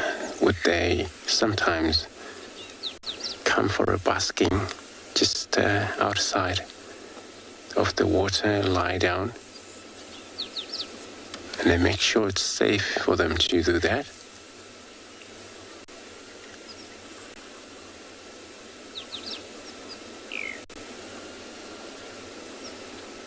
So every time for emergency, they would run back to the water.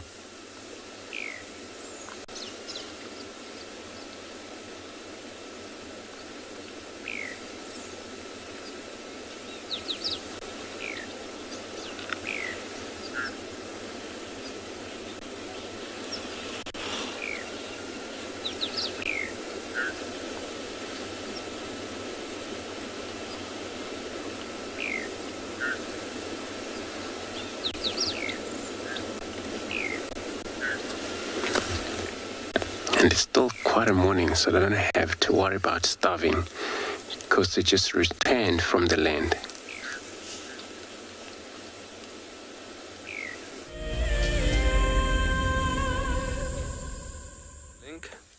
Igatos. Welcome back, everybody. And as you can see, as the sun's been really starting to warm up on the dunes, we've just come across this gorgeous eland. I think it's a bachelor group that's been coming through here. And this is a young bull actually just starting to walk through this area. You can see how he just picked up on that roost. And just beautiful walking through this dune edge as he's coming through this area.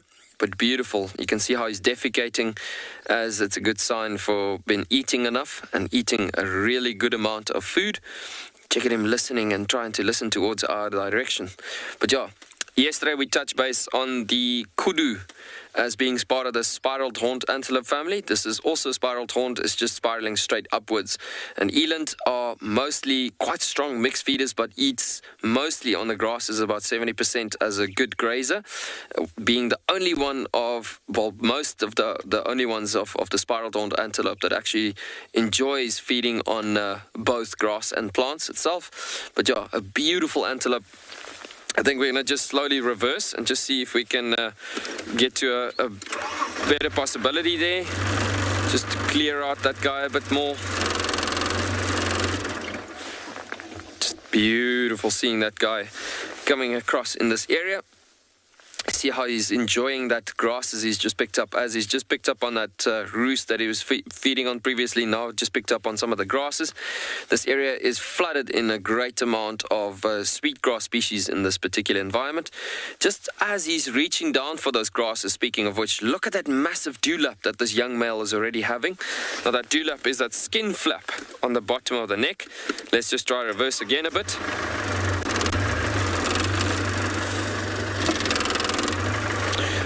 So as I was saying with that dewlap, it's a very, very nice piece of layer of skin that they also use in summertime for a great amount of cooling mechanisms that they make use of and so on.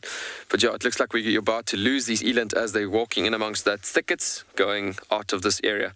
And meanwhile, sending you back over to Trish.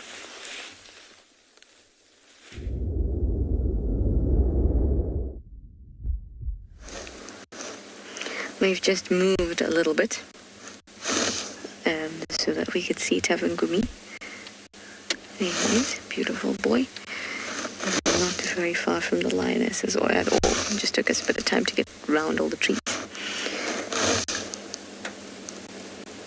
Say about 50 meters, not even, less than that. But she's got the cover of the tree, so she doesn't have to look at him. And he doesn't have to look at the kill that she's stolen. They might just sit like this for a good couple hours, because he will feel very possessive of this kill.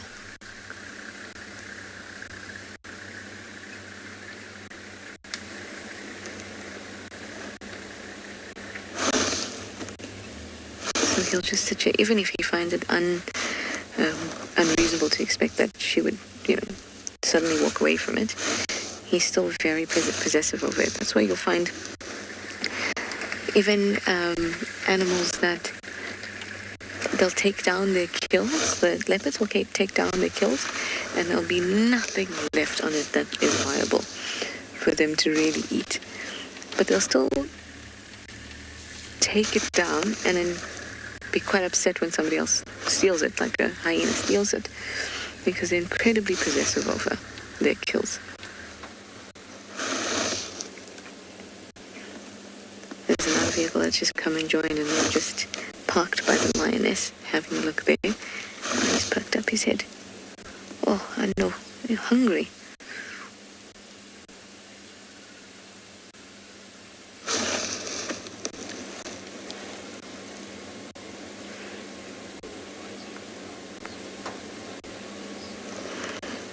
I hope the lioness will be able to find her pride again.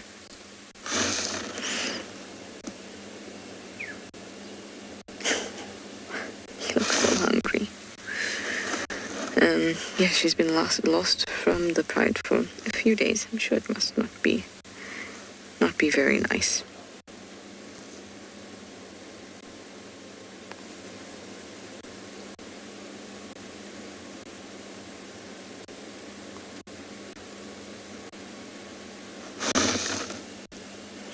It's wonderful to see Tavangumi, though.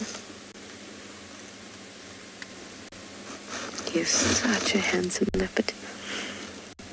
We saw a handsome Bennett's woodpecker today, and a very handsome leopard.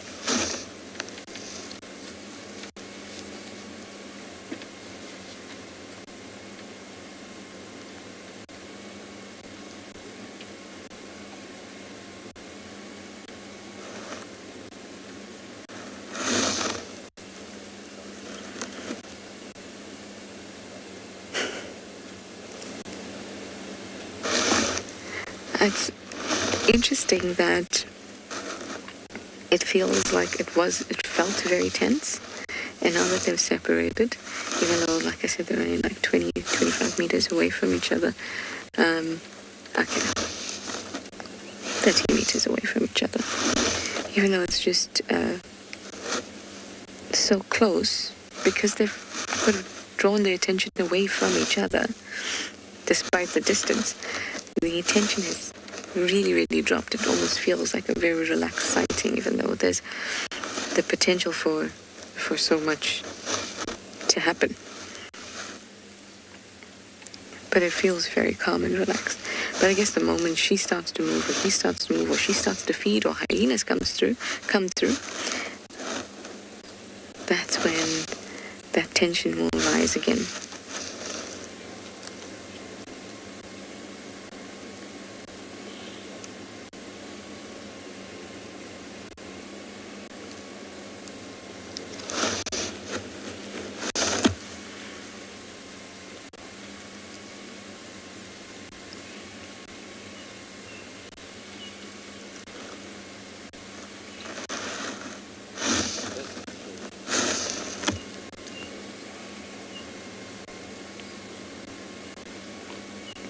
Hi Kolani, you'd like to know why wouldn't the lioness start feeding straight away? It's because when we arrived, it had literally just happened. So we probably missed a bit of a scuffle between them. Because then she started dragging the carcass down into the block. And all of that would have taken effort. So and she knows that there's another predator around. So at the moment, her primary goal is to defend that kill. It's only once she starts to feel that it is sufficiently safe that she'll start to feed. She's not very tired. She's not panting heavily. But she's not exactly comfortable.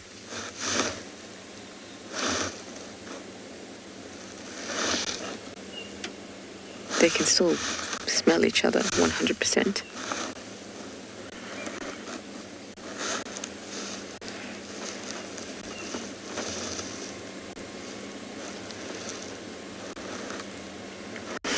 Hi Monica, you'd like to know if I think the lioness was just at the right place at the right time? Absolutely.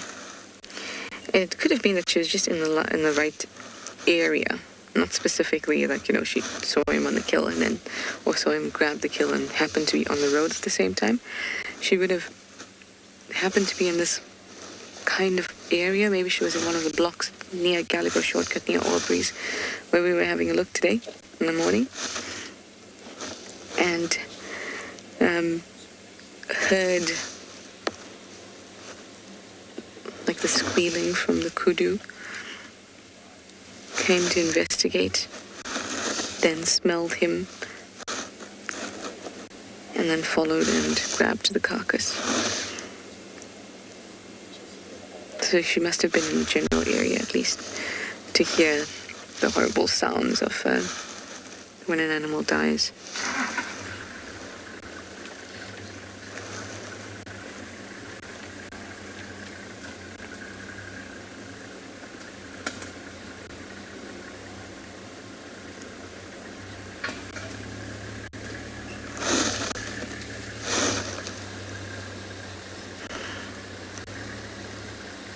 We will be able to hear once she does start feeding, even though we're looking at him for now. How lucky we get 2 cats, 1 sighting.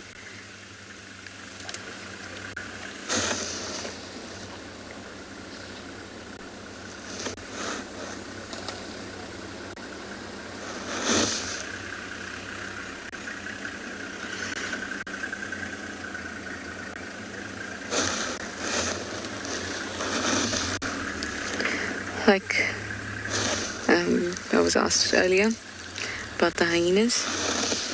That's what I think will be happen next, if not this morning. By the time we come here this afternoon, I'm sure there will be hyenas around, and the whole dynamic might have shifted by that time.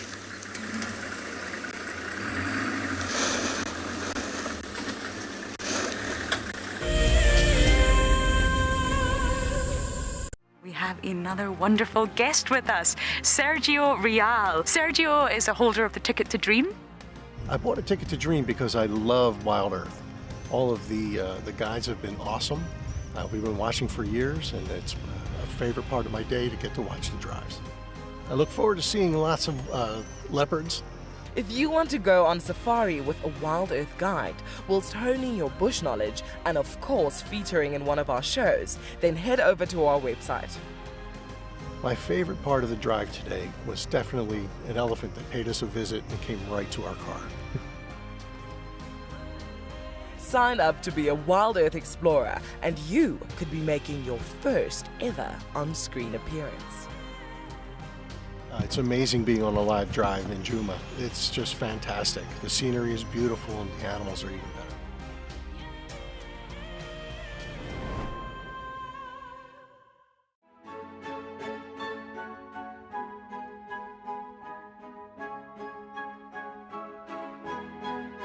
The Wildlife and Environment Society of South Africa, WESA, encourages people to care for the earth.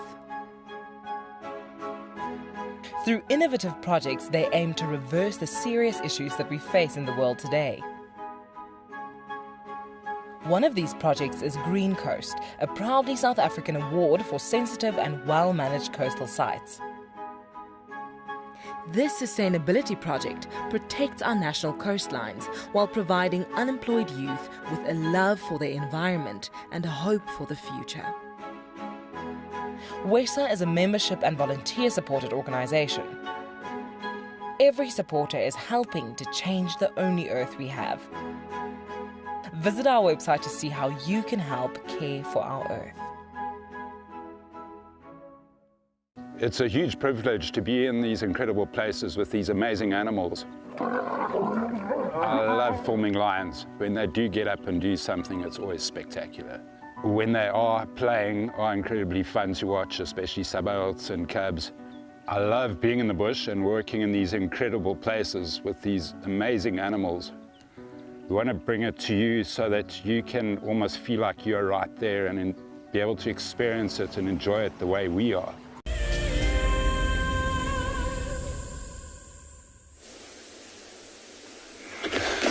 So after a little bit of a break, welcome back to Ngala. And as you can see, we have managed to make our way to the lions. A little bit of a...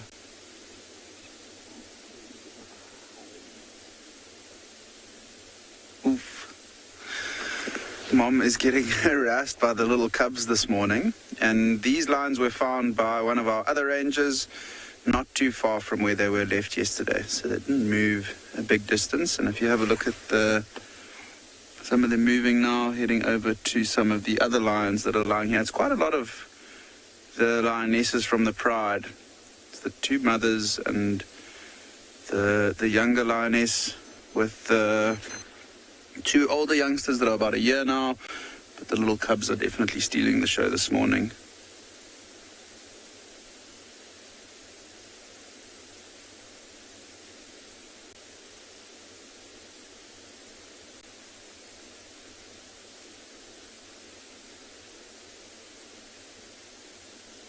Majority of them with their heads up and lying, some of them in the sun, all their heads go down.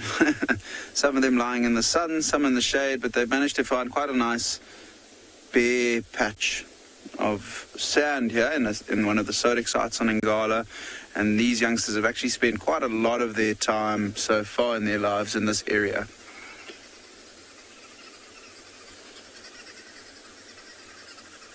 Green woodhoop is making a racket in the background. And I think it's a similar, I didn't get a chance to see which lions were in the area yesterday, but I think it's a pretty similar makeup to what we had on Ngala yesterday. They were in the riverbed yesterday, so they have moved probably not even 500 meters to where they are now. And there were tracks of lionesses moving all over the property, so I wonder if some of them didn't head out and try to hunt last night and then, after being unsuccessful, have returned back to this area with the cubs, and maybe one or two of the lionesses stayed behind with the youngsters. What is interesting to note, if some of you remember, there have been 7 new additions to the pride that have been born since about 5.5 months ago. And then there were the 2 newer cubs, which then turned into 4 from nowhere, which was quite amazing for us to see.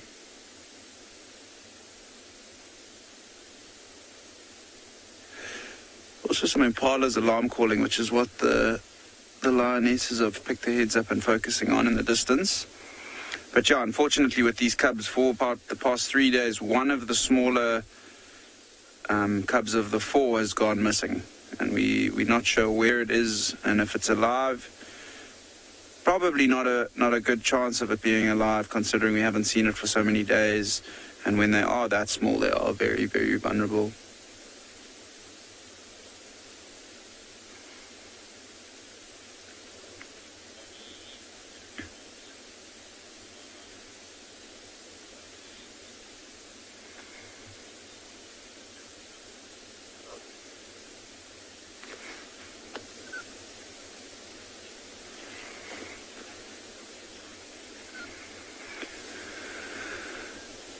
Good to hear from you, James. And the other day, actually, when Rule saw them, I was in that sighting before, and it was the first time and only time that I've seen the youngsters. However, there is quite a good update for us. 2 of the rangers have been working that area quite extensively this morning around the riverbed. She's a very tricky leopard to find, and at Ngala we know finding leopards is not the easiest animal, with the areas between the roads being much bigger than pretty much anywhere else in these parts. But one of the rangers has found her this morning. We think it's her. We'll have to go and make sure for ourselves, and James, I'm sure you'll be able to verify that for us as well. But she was found with what sounds like a Ngala carcass in a jackalberry tree quite close to Tended Camp.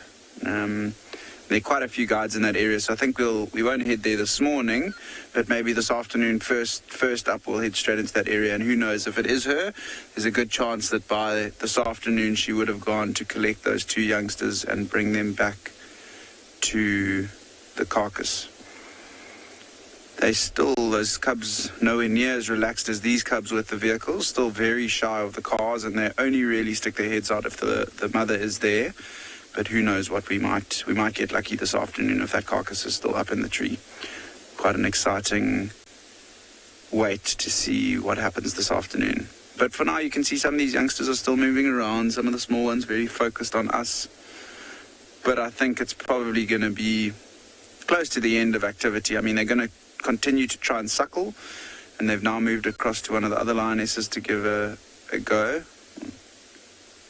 They're all just huddled and probably going to remain in the sun until it does heat up. Odie and myself are both getting to the stage now where we're going to be removing some layers. And I think the lions, once it does warm up quite a lot, they'll probably look to find the nice shaded areas around here. But that's very cute, the one of the younger cubs going over to the lioness and licking her on the head.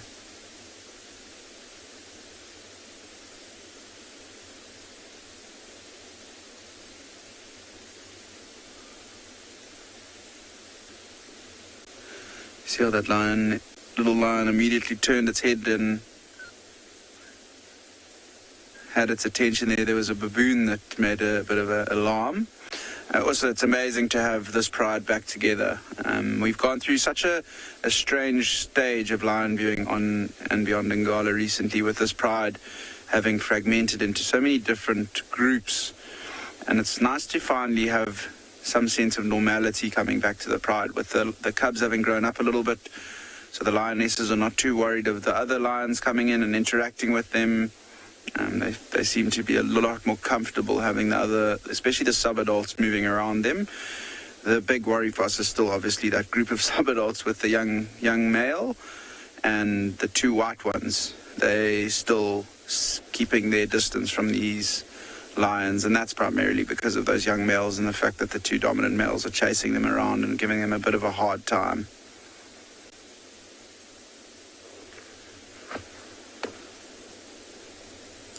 Just going to keep quiet and have a listen and see if we can't hear that little cub whining as it tries to suckle on one of the lionesses.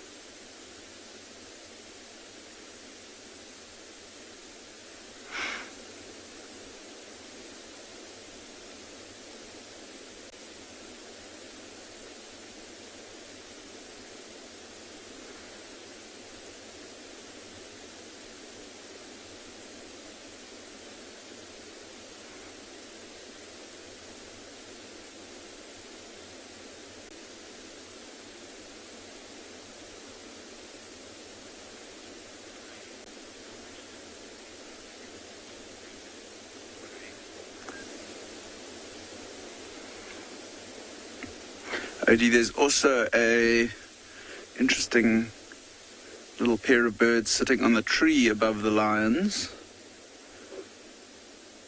Just have a look with my binoculars quickly. We did have a look earlier. I think if you have a good look, you'll see both those vultures' heads are quite tucked away trying to groom themselves. So we'll wait till one of them pop their head out again. It looks like they are perched on the top of a weeping boerbean or scotia, but they are both hooded vultures. And when you see hooded vultures in the bush, it's always a good idea to have a look.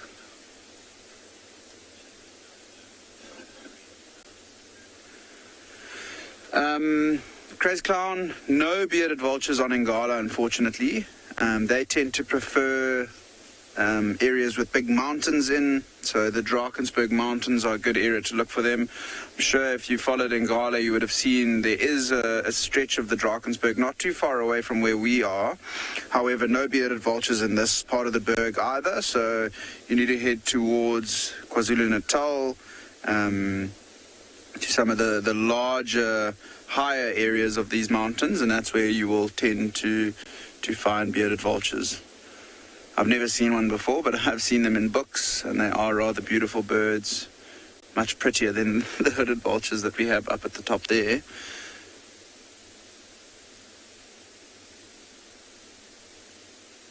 But you can see now all the lions, heads down, flat, static. They seem quite content, just sleeping this morning. Hopefully this evening, they don't look like they have eaten recently, so hopefully this evening they're going to get going when it gets a bit cooler and darker later tonight. And for their sake, I hope that they're able to catch something, and hopefully something a little bit larger than a Ngala or an Impala, maybe wildebeest or a zebra. We have started to slowly see buffalo herds coming back into the property in the northern and northwestern sections of Ngala. We had quite a big hailstorm, which has allowed or brought new growth to a lot of the trees that lost their leaves from the large hailstones. And I think the hails added a little bit of nitrogen nutrients back into the soil. So there's lots of green grass and green leaves, which for mid-June is almost unheard of. And that's where we started to see some of the buffalo herds coming back into the property. But I think with these lions, it's a bit of a successful morning, having come out and looked for them, found that other lioness calling, and then thankfully for us, Eric managed to locate these members of the pride. But with the fact that they are all flat, sleeping, I think what we'll do is let them enjoy the morning sun and rest for the day, and maybe if we get a chance later this afternoon, we'll pop back and come and have a look. But I think what we'll do for now is maybe head down towards the Timbavati riverbed now that it's warming up, and see if we can't find some elephants looking for some water in the riverbed.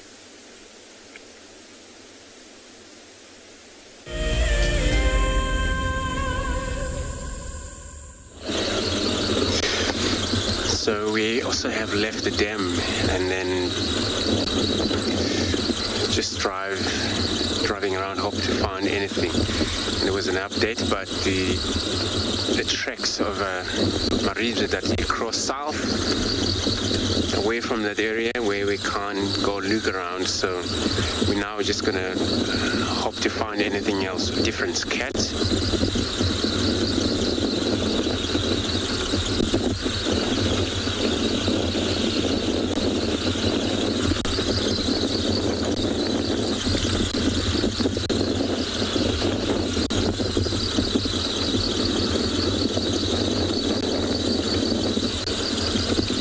Some elephants. There has been no sign of them, but they can surprise you sometimes. Came in the middle of nowhere.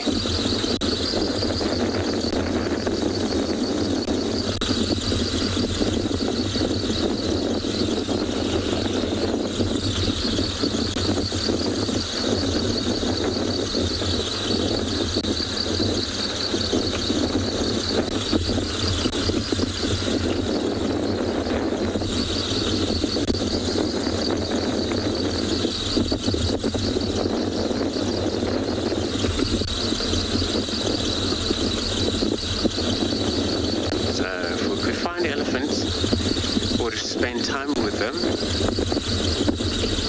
watch them.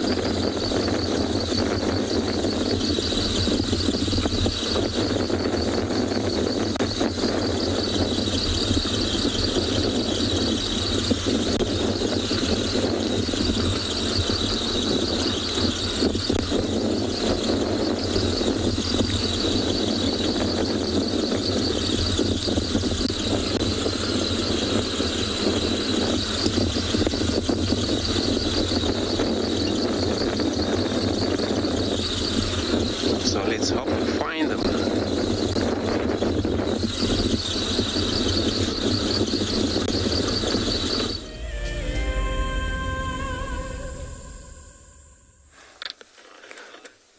Welcome back, everybody, and look at this beautiful, stunning little Springbok female. She is so gorgeous, and just as we came over the rise of this dune, it's like a flat base on the top of the dune here. And as we came over the rise, male and female, the married couple, were lying together. And so Springbok, in saying that, is a monogamous pair of animals. Beautiful. And check how she takes us over the horizon. Just so stunning, guys. Just look at that fantastic landscape as they were scouting over this beautiful dune street just below them. And a stunning rise of this dune top, actually, as it's coming over this area. But just so great and brilliant as you just came to us at the right time, basically, with these animals. Because the thing is, Springbok is such a shy animal, and you never really get to catch them on the camera so well, like we just done now. The thing is that they're always so much in a hurry, as it's a much shyer animal, and they live in a partnership together in that monogamous pair, mating for life. And the male, even before we could show you the male, he's ran off already. So what an incredible sighting we just had with this Springbok pair. Just beautiful. But looking at this landscape, very, very incredible, looking at where they've just taken us through to and showing us what's happening in this particular spot. But I mean, another beautiful landscape that the green Kalahari is showing us, combined with this beautiful, stunning Springbok pair. So the reason why they were lying down, the reason why they were lying on the top here is because of, as you can hear, the wind is starting to pick up in this area and the breeze being quite cold, so they were trying to get a bit of a hiding spot away from the wind, quite a bit from the cold breeze. As you can see, the winds is starting to blow the grass tufts over the dune tops here as well, quite nicely. But in the meanwhile, we're going to continue going and see what we can find on these cheetahs that we've been looking for this morning. We're going to be sending you back over to Trish.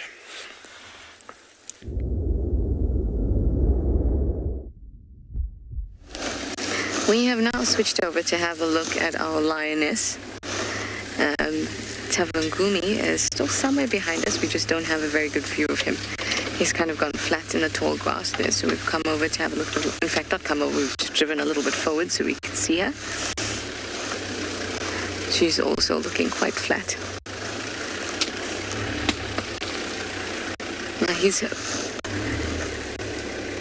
goal would be to grab or to wait for the situation where she's off that carcass, grab that carcass and hoist it. Now, I don't see any.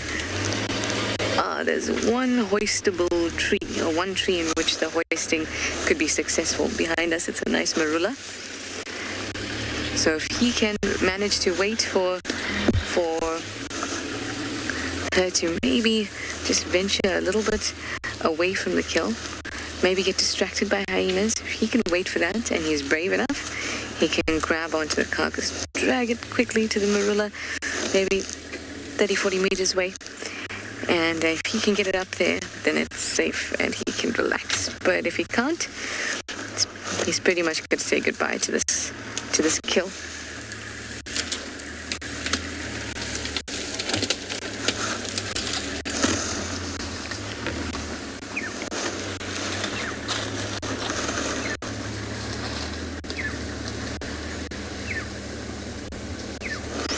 Hi Kevin, you'd like to know if another leopard came in when the two leopards work together?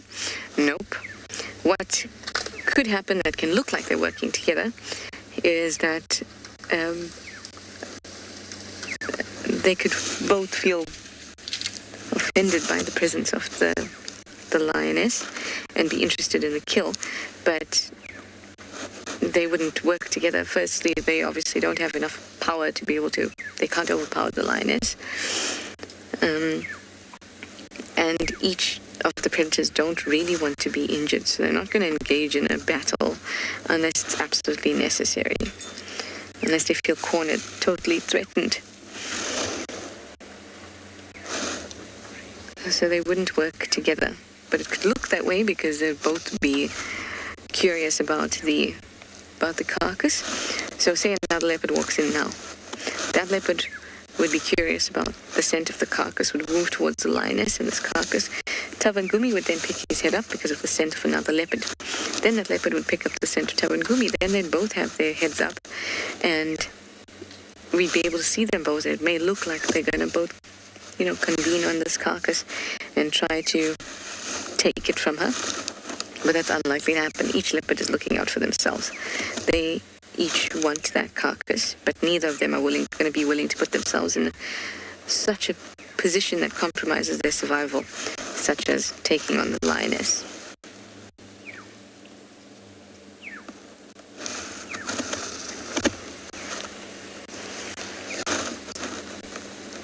Is an interesting thought, though, and I must say that the dynamics here has taught us.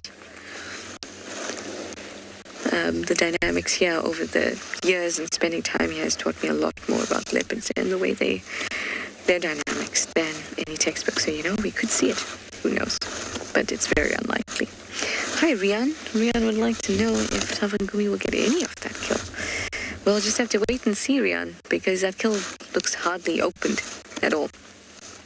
Still pretty intact, so he's obviously not had anything to eat from it yet. And we'll just have to wait and see whether he'll have anything to eat from it this afternoon.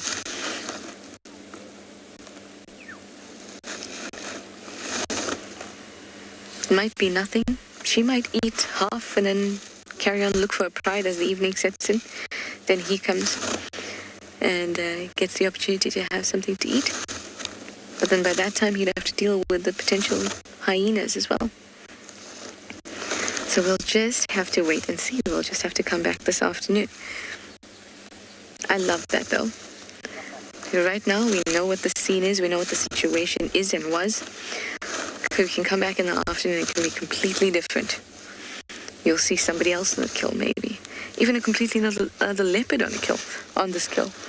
It's amazing what the sound of a dying animal, the smell of an animal that's been opened up can do, what it can attract. So we'll just have to see this evening.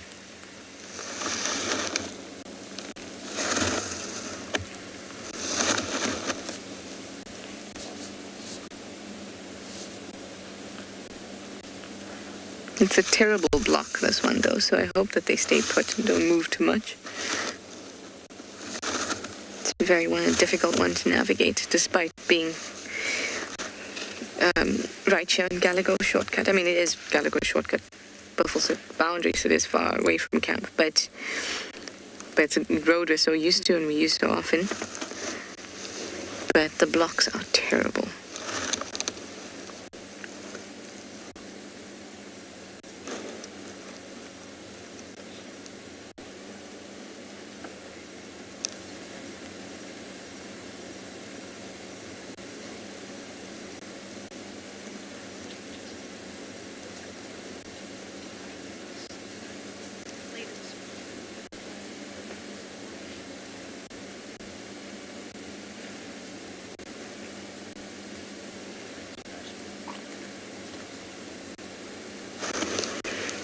We're obviously just going to sit here and see what happens, although I doubt there'll be too much movement,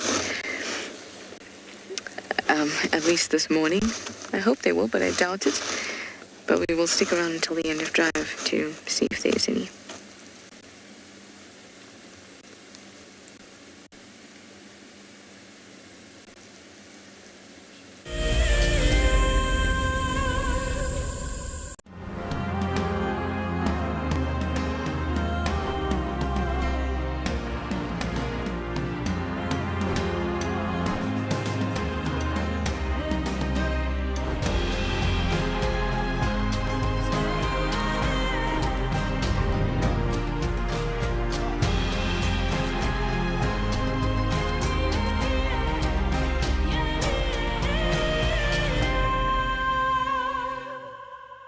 Hi everybody, I'm Tiana, I'm from Johannesburg, and I am one of WildEarth's biggest fans. Been watching for 4 years, DG here from the Ozarks. It's been 4 years for me and I'm not leaving anytime soon. It's given me a time away from the hassles of the city, and it's given me a connection to a place that has stolen my heart, which is Africa. Last year we lost our son, and now we're just watching WildEarth. Love to all you guys. You are reminding us of the role that we play in nature conservation, each and every one of us. You have reconnected myself to a dream that I had as a child to get involved in nature conservation, and for that I'm really grateful for as well. Thank you, thank you, thank you.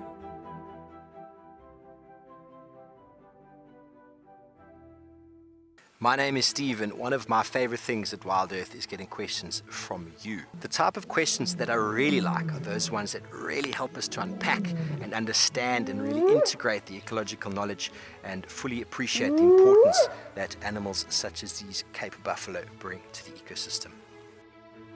If you want to ask a question on WildEarth, you're going to have to register on the website, but once registered, just head on over to the live safari page and enter your question under the live feed. We have a baby pangolin, a baby pangolin. This is off the charts. This animal is about from your fingertips to your elbow. That's the total length of this animal. This is unreal. This is unreal. This is unreal. This is like now my 4th Christmas in a week. We should do this more often. Tune into WildEarth every single day. It's in your nature.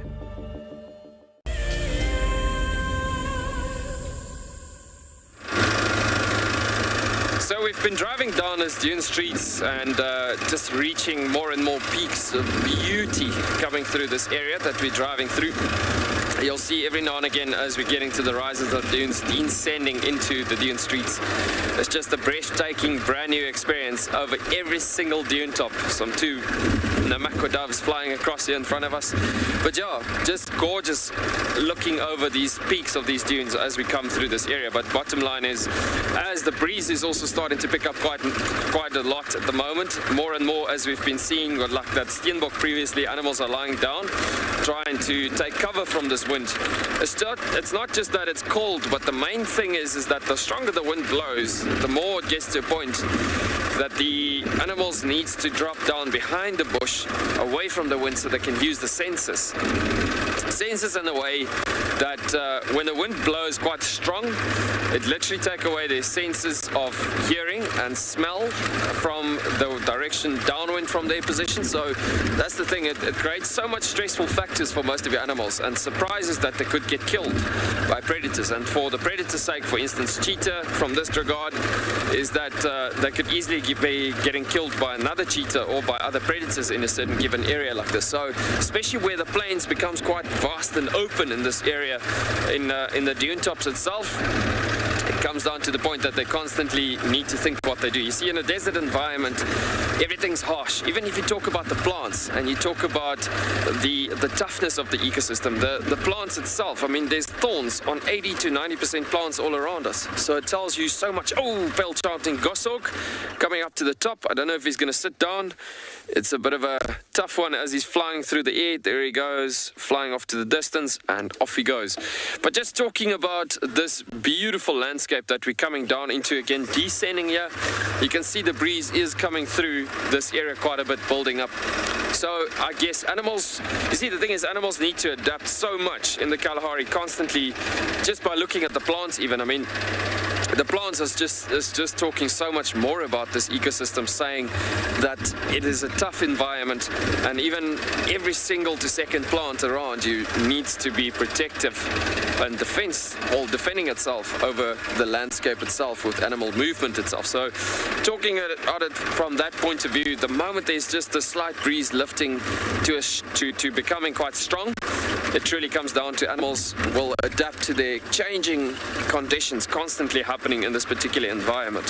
So yeah, I mean, and that is what makes this ecosystem so incredibly awesome, because there's constant adaptation happening from the various different times that changes over the different climates that happens throughout the different seasons. But even within one given day, even in summertime, the winds could pick up with a thunderstorm quite quickly, quite early in the morning, and with that thunderstorm it could easily get to a point where animals need to see and know what they need to do. Sometimes to extreme conditions that they need to be active at that time, just because they know what's coming up ahead for the week coming up in advance. So it's really, looking at the ecosystem, it's an incredible extreme structure that animals needs to constantly think about, not just the day of tomorrow, but the week and the month of tomorrow. So constantly in that situation, that animals needs to constantly be carrying on with what they need to do to succeed in life out here. So guys, we're going to continue going down these dune tops and keep on looking. The crazy thing is we've only come across some old cheetah tracks from 2 days ago and a day ago, and so it's really not worth it to continue tracking with tracks like that, because the moment you do that, remember it's winter time, so animals walk long distances and the energy levels are quite high in the times when they need to be active. So the thing is, when it's too cold, they just need to drop down and save the energy. But when the temperature is right, they'll walk most of the day from the early mornings when it comes to, well, let's put it in a normal winter's day, not a cold front day like it's been the last 2 days. So looking at a normal winter's day, you could easily get to a point where animals walk from about 8:30 in the morning to a good 11:30 in the morning, and so to maybe to 12 o'clock. If it's a cold front day like today, if this wind dies down, animals would walk rather in the middle of the day. And in saying so, animals can cover huge, massive distances in this particular environment. And yeah, so if you're following all tracks, you might walk the entire day on those tracks. So it's very important, especially from our tracking team tracking point of view. We don't have a tracker on this vehicle, but the thing is, with most people, Zoe, you are wondering, how do I know that a track is old? I guess it comes with years of experience as well in the bush, but the thing is that your eyes get tuned into crisp quality of tracks and then tracks that's aging. So what's happening is that, especially you got to look at the weather conditions that's happening currently as we speak. The wind is blowing and the wind is picking up quite dramatically at certain places. So the wind clears out on soft sand of the dunes, clears out fresh tracks within an hour, it ages.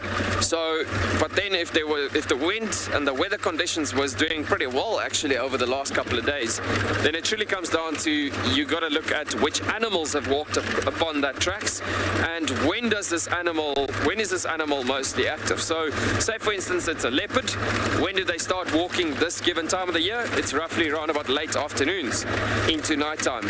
And even being a nocturnal animal, in saying that, the leopards would slow down in the middle of the night because it is quite cold at night, so they can't go too far in the sense of bridging it to a certain system if it gets too cold, because then overconsumption of energy happens again, trying to stay warm while it's active at the same time. But bottom line is, as these animals are walking at certain times, there's other animals that also starts getting active, like for instance a duiker. A common duiker walks at about, in winter's mornings, about good 7:30 in the morning. So if you get, for instance, you classified as, okay, these are pretty good tracks, fairly good tracks, you can easily get to a point that you look at what has happened on top of those tracks. So you see, okay, the duiker is fresh tracks, fresh tracks, and this duiker has now stepped on top of that leopard tracks that you were busy following. Then you know, okay, well, that leopard is definitely older than maybe 3-4 hours ago, depending on the time also that you see that duiker tracks that's been walking across that leopard tracks and so on. So there's various different factors that you need to look at given the last conditions that happened over the last couple of hours, last 2 days. And if you, for instance, had the wind, let's pull the ball into a complete different court.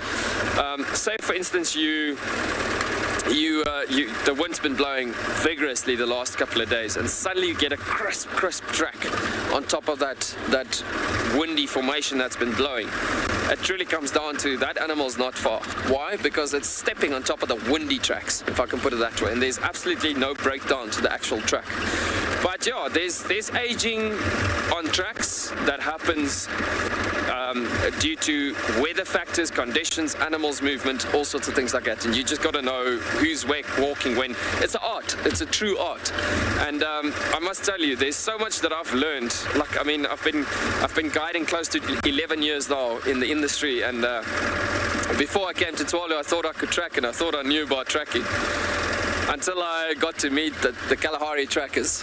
That's when I started discovering, you know what, there's so much more to learn from that point of view.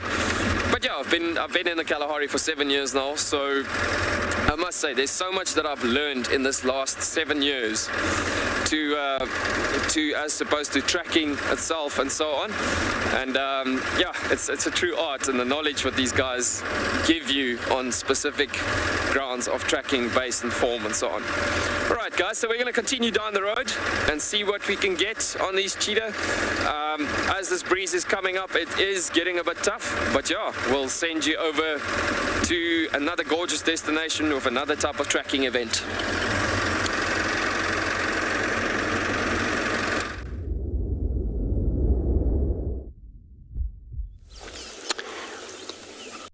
Thanks, Johan.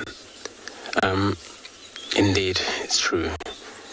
Checking from the older and the new tracks, it's also very important so that you know you're following the right or the fresh tracks by just able to tell if it's fresh or not.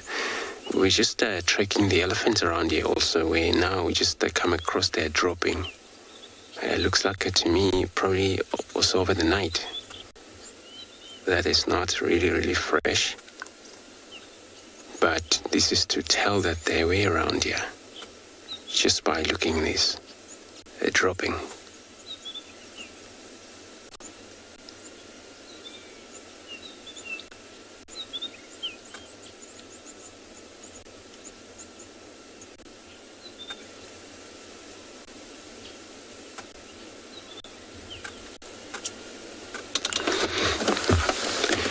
So we don't have a lot of beetles this time of year, and that's why a lot of dung, you still see them the way they are being dropped. So during the summer where there's a lot of beetles, and that dung would be already disturbed, and then of course later on when it's dried a little bit, not very hard, we'll have a lot of hornbill also that will be searching for an insect that will be consuming that poop as well. So I'm going to drive around, see if we can find these elephants.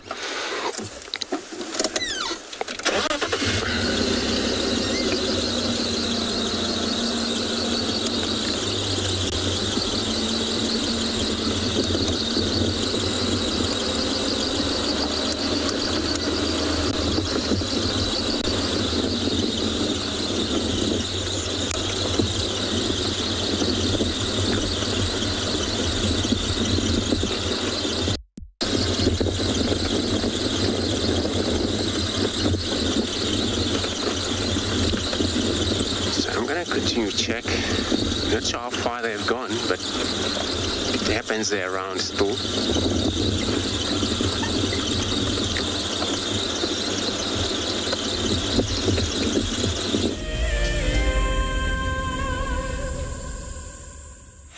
Welcome back, everybody. And so we have literally just found this beautiful dune top once again.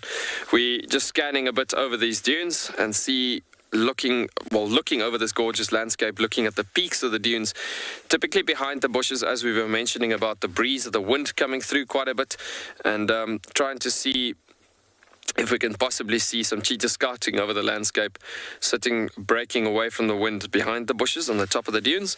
So scan along with us, and we're going to be looking and seeing if we don't see any cheetah heads peeking out over these dune tops. as we are in proper cheetah country in this area. So we're going to be looking at the dune tops a bit and see what we can see. And yeah, just listen to the sounds as well, listen to the breeze. I see an oryx in a far distance on the dune top as well. Just enjoy the landscape a bit with us.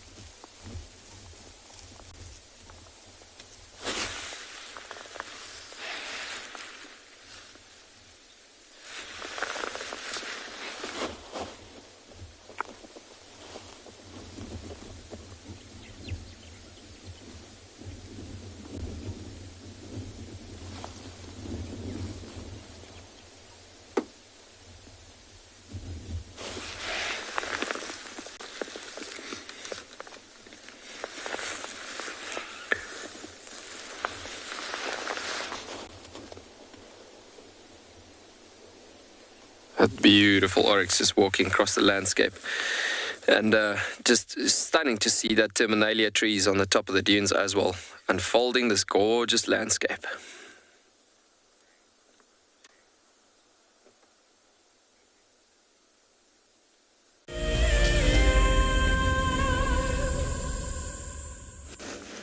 Not much has changed on the side except that she's rolled over on the other side. And I can barely see her, but at least with the camera I think you guys will be able to see her pretty well. See, she's moving her head every now and then. She was on her back for a little bit. I actually can't tell if she still is. Yeah, she looks like she still is. But she hasn't started feeding. Still just relaxing. It's a great spot though. Nice shade. Oh yes. And it's blocked the carcass from view of us and potentially anything else that comes along. So it is a good spot to spend the day. It's as if she's found the perfect spot in the park to have a picnic.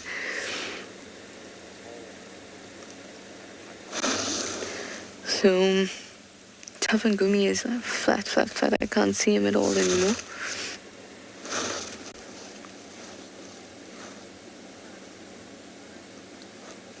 And like I said, it's a tough block to drive. Like, you just go and check. So you just kind of drive around and check where he is. And it's a tough block, so we can reverse a little bit and have a look in that direction in a bit. Yeah. I had a question. I'm just going to grab the name of the viewer again. It's about whether I can expect vultures to come through.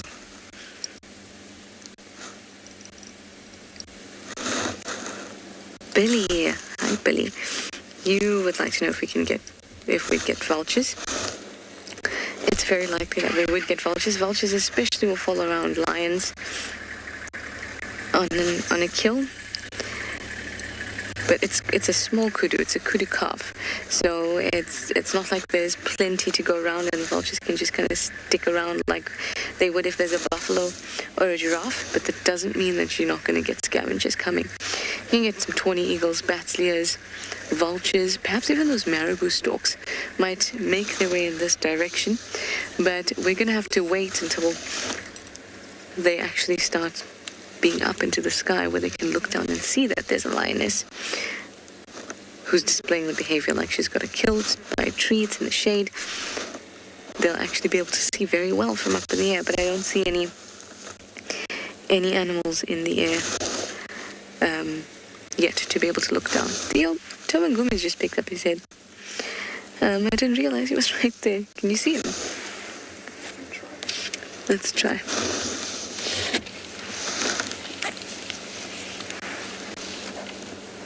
Don't flop down again.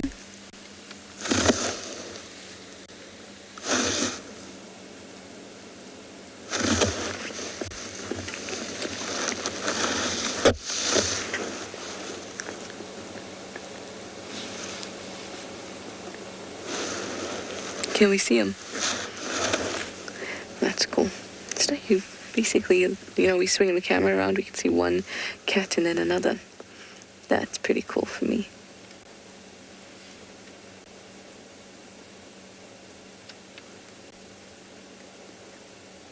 I'd also like to point out that despite the aggression and violence so many people do associate with predators out here, when two predators meet, there's been prized possessions stolen. Survival is compromised, at least briefly.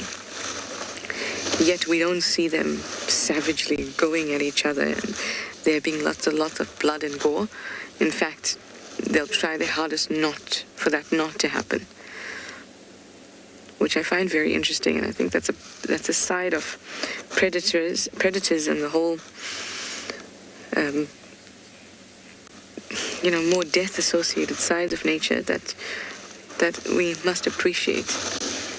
They don't display violence just on a whim because they can, because we think that they're violent species, or because they're just predators with claws and these teeth, and they're always tearing apart flesh.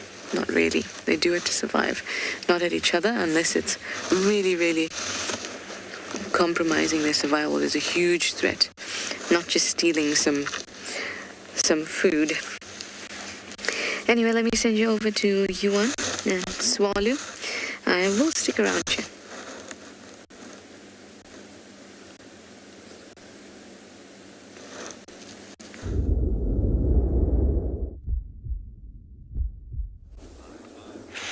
Welcome back, everybody. And as we just came down that beautiful, gorgeous view we had previously coming down the dune, we just been stumbling across this gorgeous wild colony of meerkats in this area. Now, meerkats are vastly distributed all over the Kalahari's ecosystem, and the thing is that you don't just have one specific colony or two specific colonies in a certain area. You got vast various different colonies all over the Kalahari's ecosystem because they're such a strong keystone species to this environment. So looking at the bottom of this dune street, it's a perfect area, as we spoke about termitoriums and talking about cocktail ants and things close to shrubs and bushes, bases, ends like this. It's the perfect destination for them to look for their food resources. And these meerkats have just started popping up behind this bush. It looks like they're actually just woken up right now in this particular area.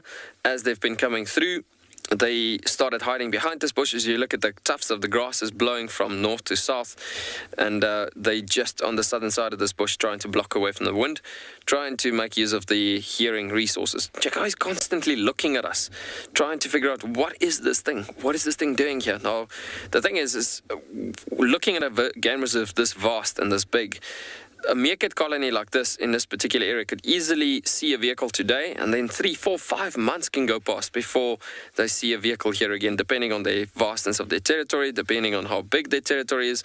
So the thing is, this colony is not that used to people. But that is the beauty of a game reserve this size, because this is a vast wilderness environment, adding to such a strong wilderness factor. And then looking at things like this, coming across animals like this, you constantly got to work these animals. The moment you find animals like this in the wild, you got to show them respect. And respect, I've seen it so much times in the bush. Show respect to nature, nature will show itself to you. So looking at conditions, it is really special. You can see they're paying attention to us. But there's various different zones of all different animals in the bush of comfort levels. And so first of all, you got a comfort level.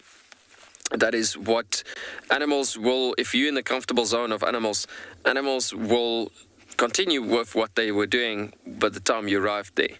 If you're on a alert zone, this is exactly that zone that we are sitting in right now, because they're constantly looking at us. It's not like you're disturbing them, but the thing is, you in this alert zone, you got their attention.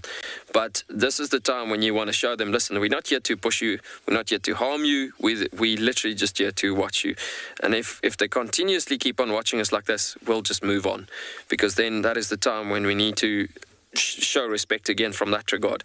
You got critical zone and warning zones. Basically, obviously, those are the zones that you never should be ending up with into animals either charging off or or running away, specifically fight or flight from that point of view. But yeah, you can see every now and again these meerkats are looking away from us, but just so beautiful coming across the Dune Street in these conditions that we're sitting on at the moment this morning with the strong breeze of the wind.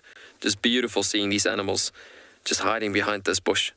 Animals constantly adapting to this perfect conditions.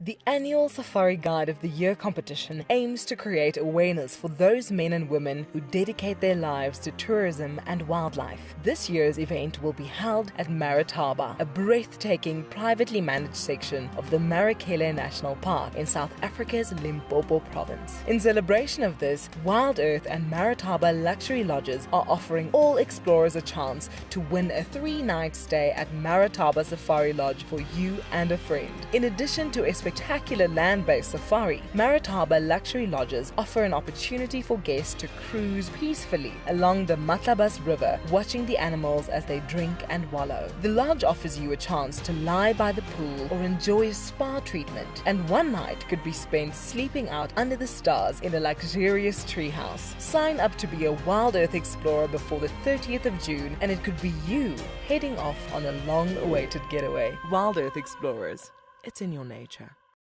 As one of the industry's best and Fagasa indoors training institutes, NJ Moorfield Guide College produces professional guides of exceptional caliber and gives students from around the world an incredible experience.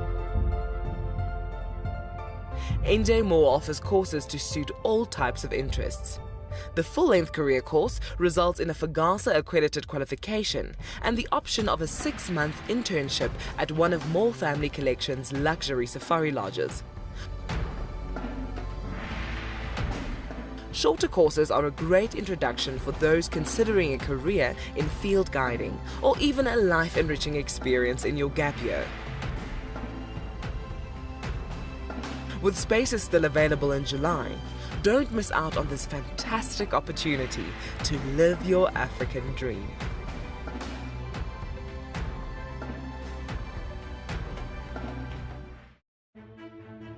Hi everyone, my name is Daniel Fisher and I'm going to be your guide this afternoon. I'm looking really forward to taking you through and showing you all the beautiful places here at andBeyond in Ngala. If you have any questions, please register on our website. Once registered, go to the live page feed and post your questions underneath the live feed. Join me on my next safari through andBeyond in Ngala on WildEarth. Send me live questions through the WildEarth website and I'll answer them live from the African bush.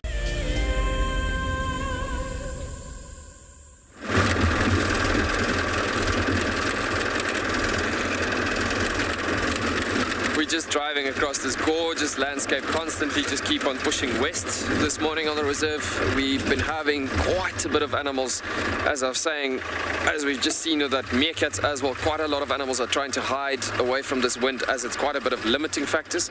There's a gorgeous wildebeest male, actually a territorial boy, that's just moving off. You see, he's actually running off again due to the fact that the wind is so much picking up at the moment, and animals just doesn't like the fact that the wind being so strong, just putting so much limiting factors out there. But yeah, he's just stopped there again. Let's see if we can pull a bit forward.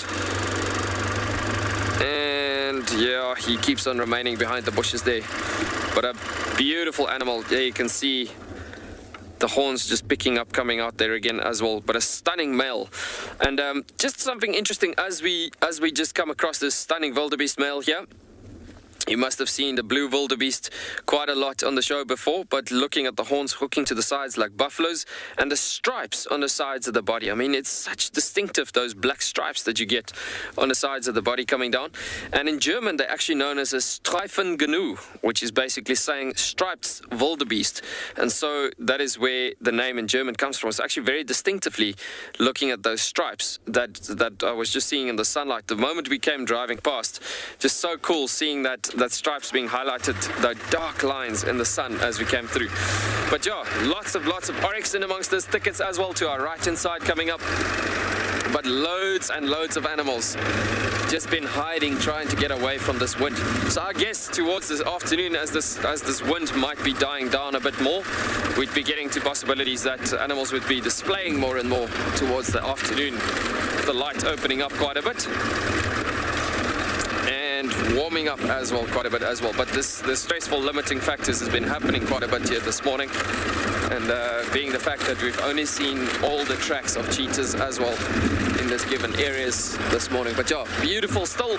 You know what I always say to people, sometimes these type of mornings happens where you don't see much tracks, and then you must see the crazy dramatic amount of images that comes out of tracks and animals just suddenly all over the show that happens. I mean, it's not been a quiet morning, but it's been in a situation where animals are just hiding quite a bit. We're still seeing animals in the distances. Some are a bit too far to put on the screen, but yeah, just so beautiful. I always say to people, it's so stunning to come across this landscape in this gorgeous, gorgeous views, seeing all this beautiful landscape, and then different animals adjusting to their conditions within this area. Sometimes hiding in amongst the bushes, sometimes standing, forming stunning landscape shots on the top of the area.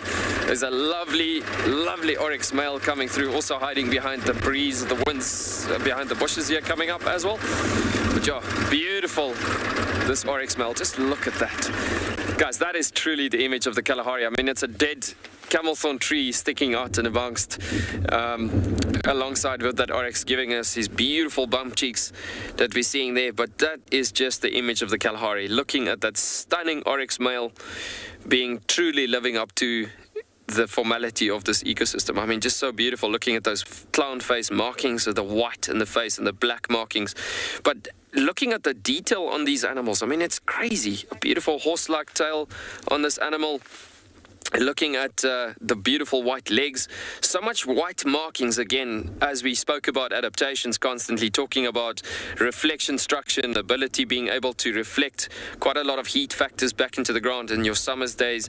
And the black markings obviously to attract the heat, as these animals are all in conditions where they typically need to absorb heat for the winter times as well. The sun's rays coming through, but just so beautiful, guys. Look at that image of the Kalahari. I mean, that is just beautiful, stunning. Look at those big ears. They got fairly big buckets for ears as well, listening out for trouble, as typically cheetah coalitions could be stalking up to animals like this, especially in a windy morning like this, where there's some areas where the cheetahs can use their senses all the way around, stalking behind bushes, approaching an animal like this. But just from that point of view, look at that pair of swords on that head as well. I mean, pure defense, and you can see how he's not getting easy. He's starting to become more and more uncomfortable because this vehicle stopped, and looking at him now, what is this thing doing? And it's just the tension of the environment just happening all around, acting all defensive over his landscape, this territorial male, as we approached this area with the wind keep on blowing, pushing it. But yeah, beautiful, guys, just a stunning landscape. We're going to continue going through this area and see if we can get any possibilities furthermore on this morning for any cheetah activity. But otherwise, we're going to be sending you back over in the meanwhile to Trish.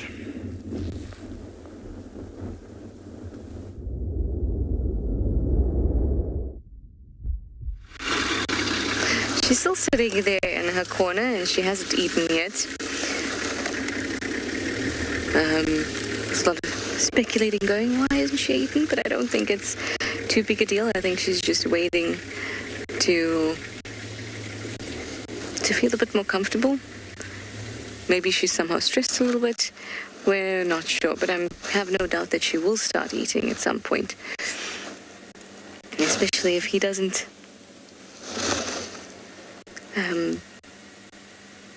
especially if he does make a move. If he starts moving in this direction, she'll feel even extra sort of the need to get the whole process going.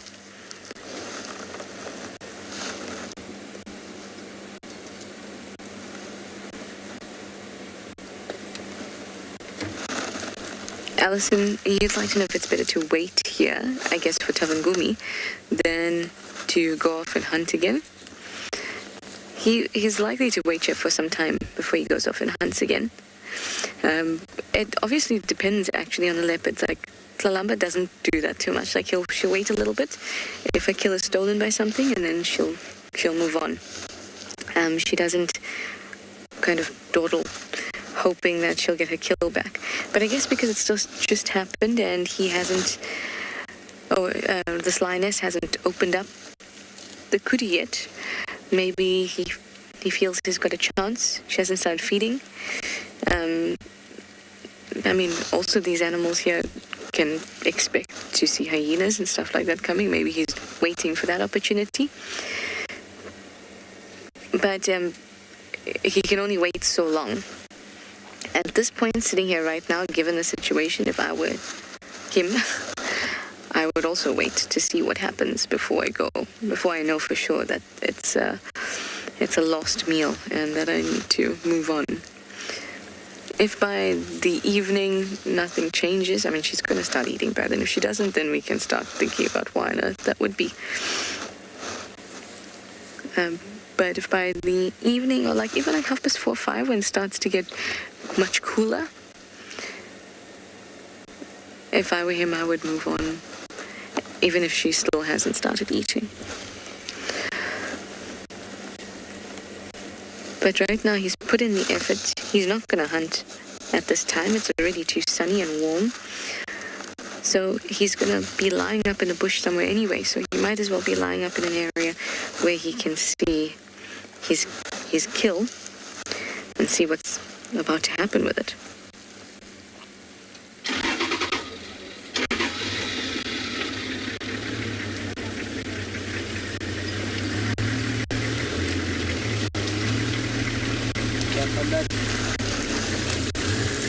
Now we can't really see him at the moment, so we're going to just watch the lioness. He's down flat. There's other vehicles around as well. So we're just going to stick and watch her. Like I said this afternoon, this is prime to come and watch again to see what's happened. We've really followed what's happened here from the very beginning. Just missing the portion when she actually approached him. However, that must have sounded. I'm sure it would have been very impressive. But speaking of this afternoon, everyone, it's that time where we say thank you so much for your questions and your comments, for sticking with us and watching our wonderful sightings. And we'll see you this afternoon for Sunset Safari. I hope that you have a good morning or evening wherever you are. And we'll see you later. Bye for now.